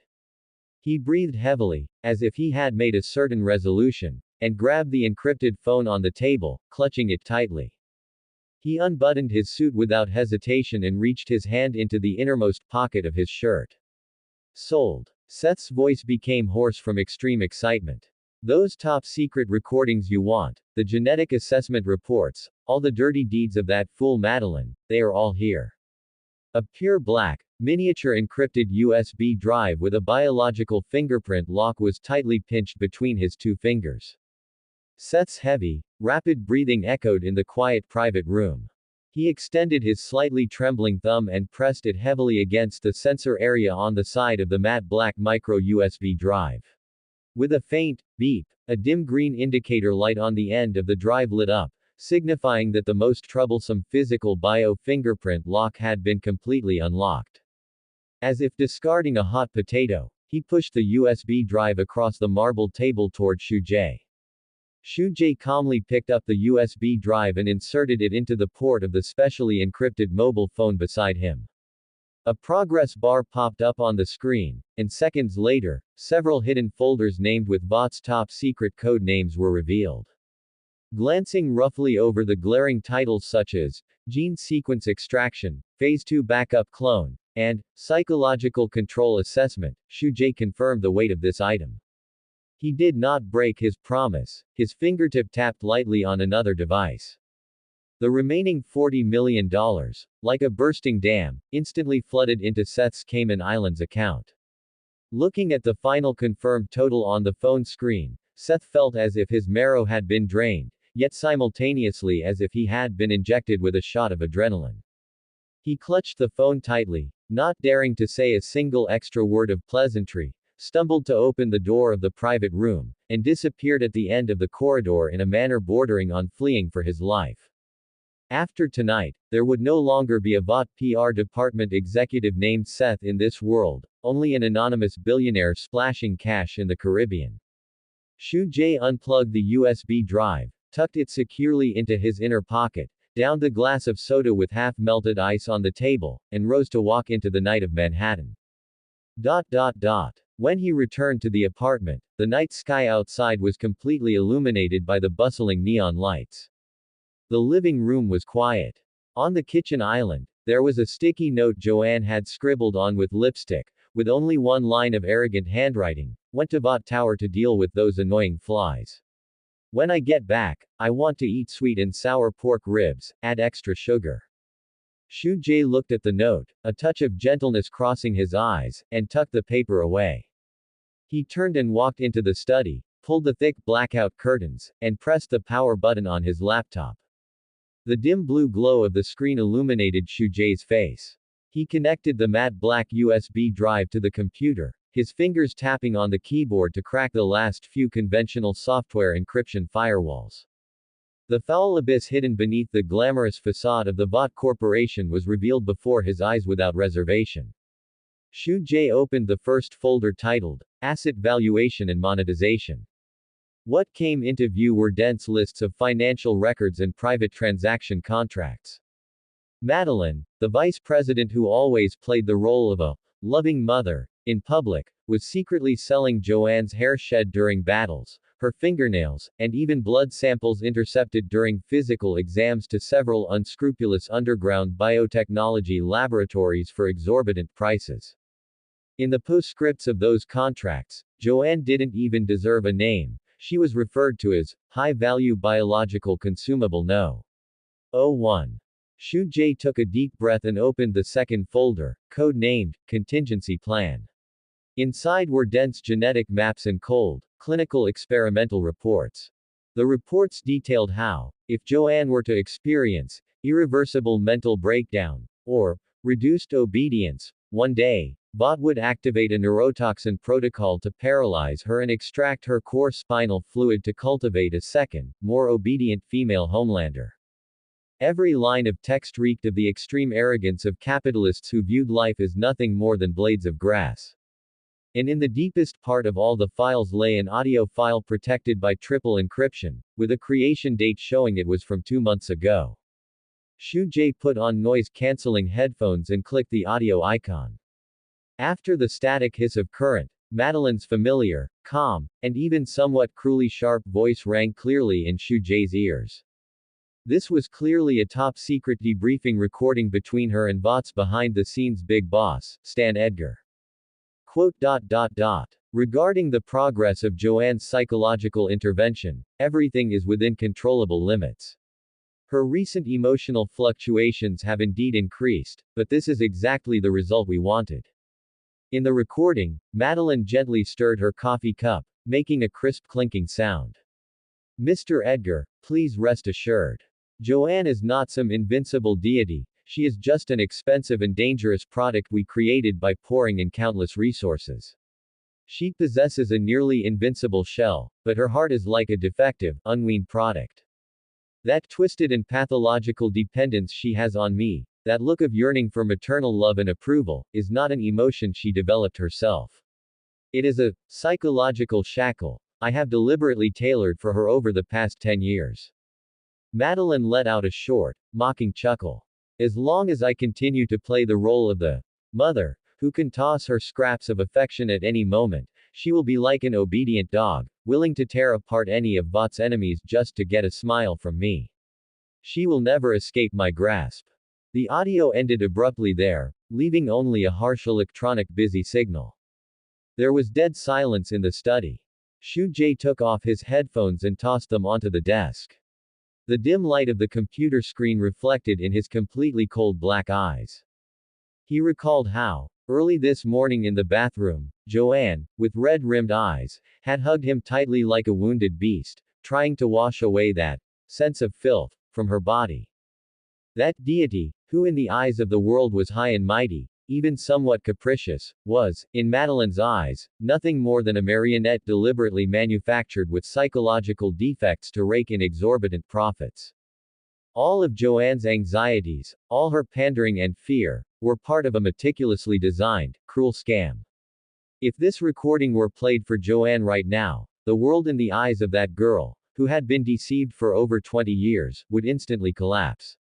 The pain of having one's faith completely shattered, even for an observer like Shu Jae, just thinking about it felt cruel. This was undoubtedly a bloody surgery, needing to excise the tumor named maternal love. The process would be extremely painful and could even trigger a devastating disaster. Shu Jae's fingers tapped lightly on the desk. He averted his gaze from that shocking audio file and pulled up the account interface of Great Wall Capital. A short pain is better than a long one. This was the only way for Joanne to break free from that collar and gain true freedom. Shu Jae did not turn off the computer. He dragged the playback progress bar of the recording back to the very beginning, turned the volume to the maximum, and just let it sit quietly in the center of the screen. The study door was pushed open. Shu Jae walked to the open kitchen, turned on the gas stove, took out the plate of bright red, glossy sweet and sour pork ribs from the warmer, and reheated them. The rich sweet and sour aroma began to spread through the apartment, dispelling some of the chill he had just brought back from the abyss. A rich, sweet and sour aroma gradually diffused through the warm apartment. The sugar glaze, boiled down to a sticky consistency in the pot, perfectly coated every piece of pork rib. A faint sound of tearing air came from outside the balcony. The explosion-proof glass door was pushed open, and the high-altitude cold wind poured in through the gap, causing the wool carpet at the edge of the living room to curl up slightly. Joanne did not even unfasten her iconic stars and stripes cape, just dragging her somewhat heavy footsteps as she walked in. She kicked off her red combat boots and stepped onto the carpet with bare feet. Following the scent, she walked straight to the kitchen island in the open concept kitchen. Seeing the tall back standing by the counter, wearing a dark shirt and using chopsticks to place the ribs one by one into a white porcelain plate. The barbed sense of defensiveness on her body instantly vanished completely. It smells so good. Joanne's voice was filled with deep fatigue. Like a big cat that had finally returned to its territory, she wrapped her arms around Shu Jae's waist from behind, pressing her somewhat cold cheek tightly against his broad back. Shu Jae stopped what he was doing and let her hold him like that. There are still mixed noodles in the pot. Should I bring them out too? Shu Jae's tone was as gentle as ever. No, just the ribs. Joanne rubbed her chin against Shu Jae's back, her voice muffled. I was stuck in a conference room by that woman all day, listening to her and those public relations executives rehearse their lines. Not only did they have to fabricate an excuse for me being out of contact this morning, but they also made me record a ridiculous reassurance video in front of a teleprompter. Recalling her encounter at Vought Tower during the day, Joanne's brows furrowed involuntarily.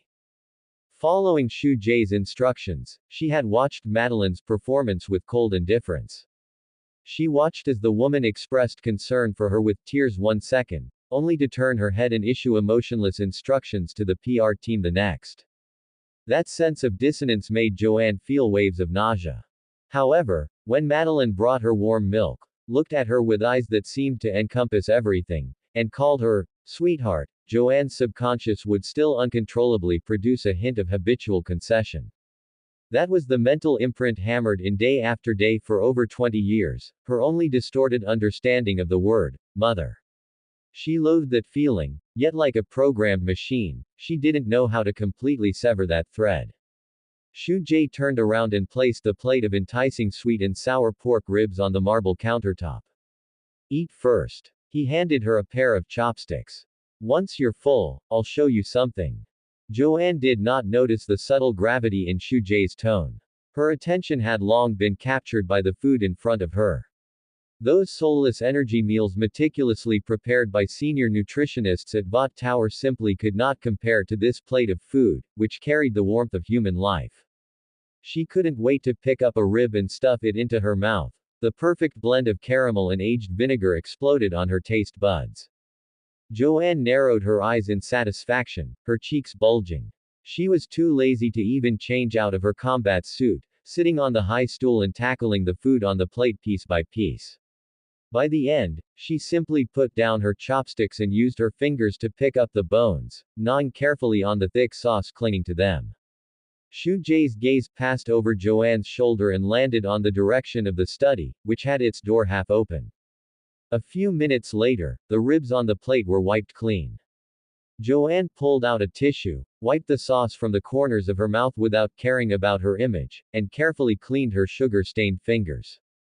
The satisfaction from the food had lifted her previously low mood significantly. She jumped down from the high stool and naturally opened her arms, wanting to claim a hug that carried the scent of soap. Shu Jae did not retreat. He steadily caught this body filled with astonishing explosive power. He gently patted Joanne's back with his palm, feeling her steady heartbeat. This tenderness did not last long before Shu Jae gripped her shoulders and pushed her slightly away. Come with me. Shu Jae's tone became unusually calm, so calm that it lacked even a trace of emotion. Joanne sensed a slight change in the atmosphere. She looked somewhat puzzled at Shu Jae's chiseled face. In those deep eyes, there seemed to be a kind of coldness she couldn't fathom. Without asking more, she obediently followed behind Shu Jae and walked into the study, where the main lights were not on.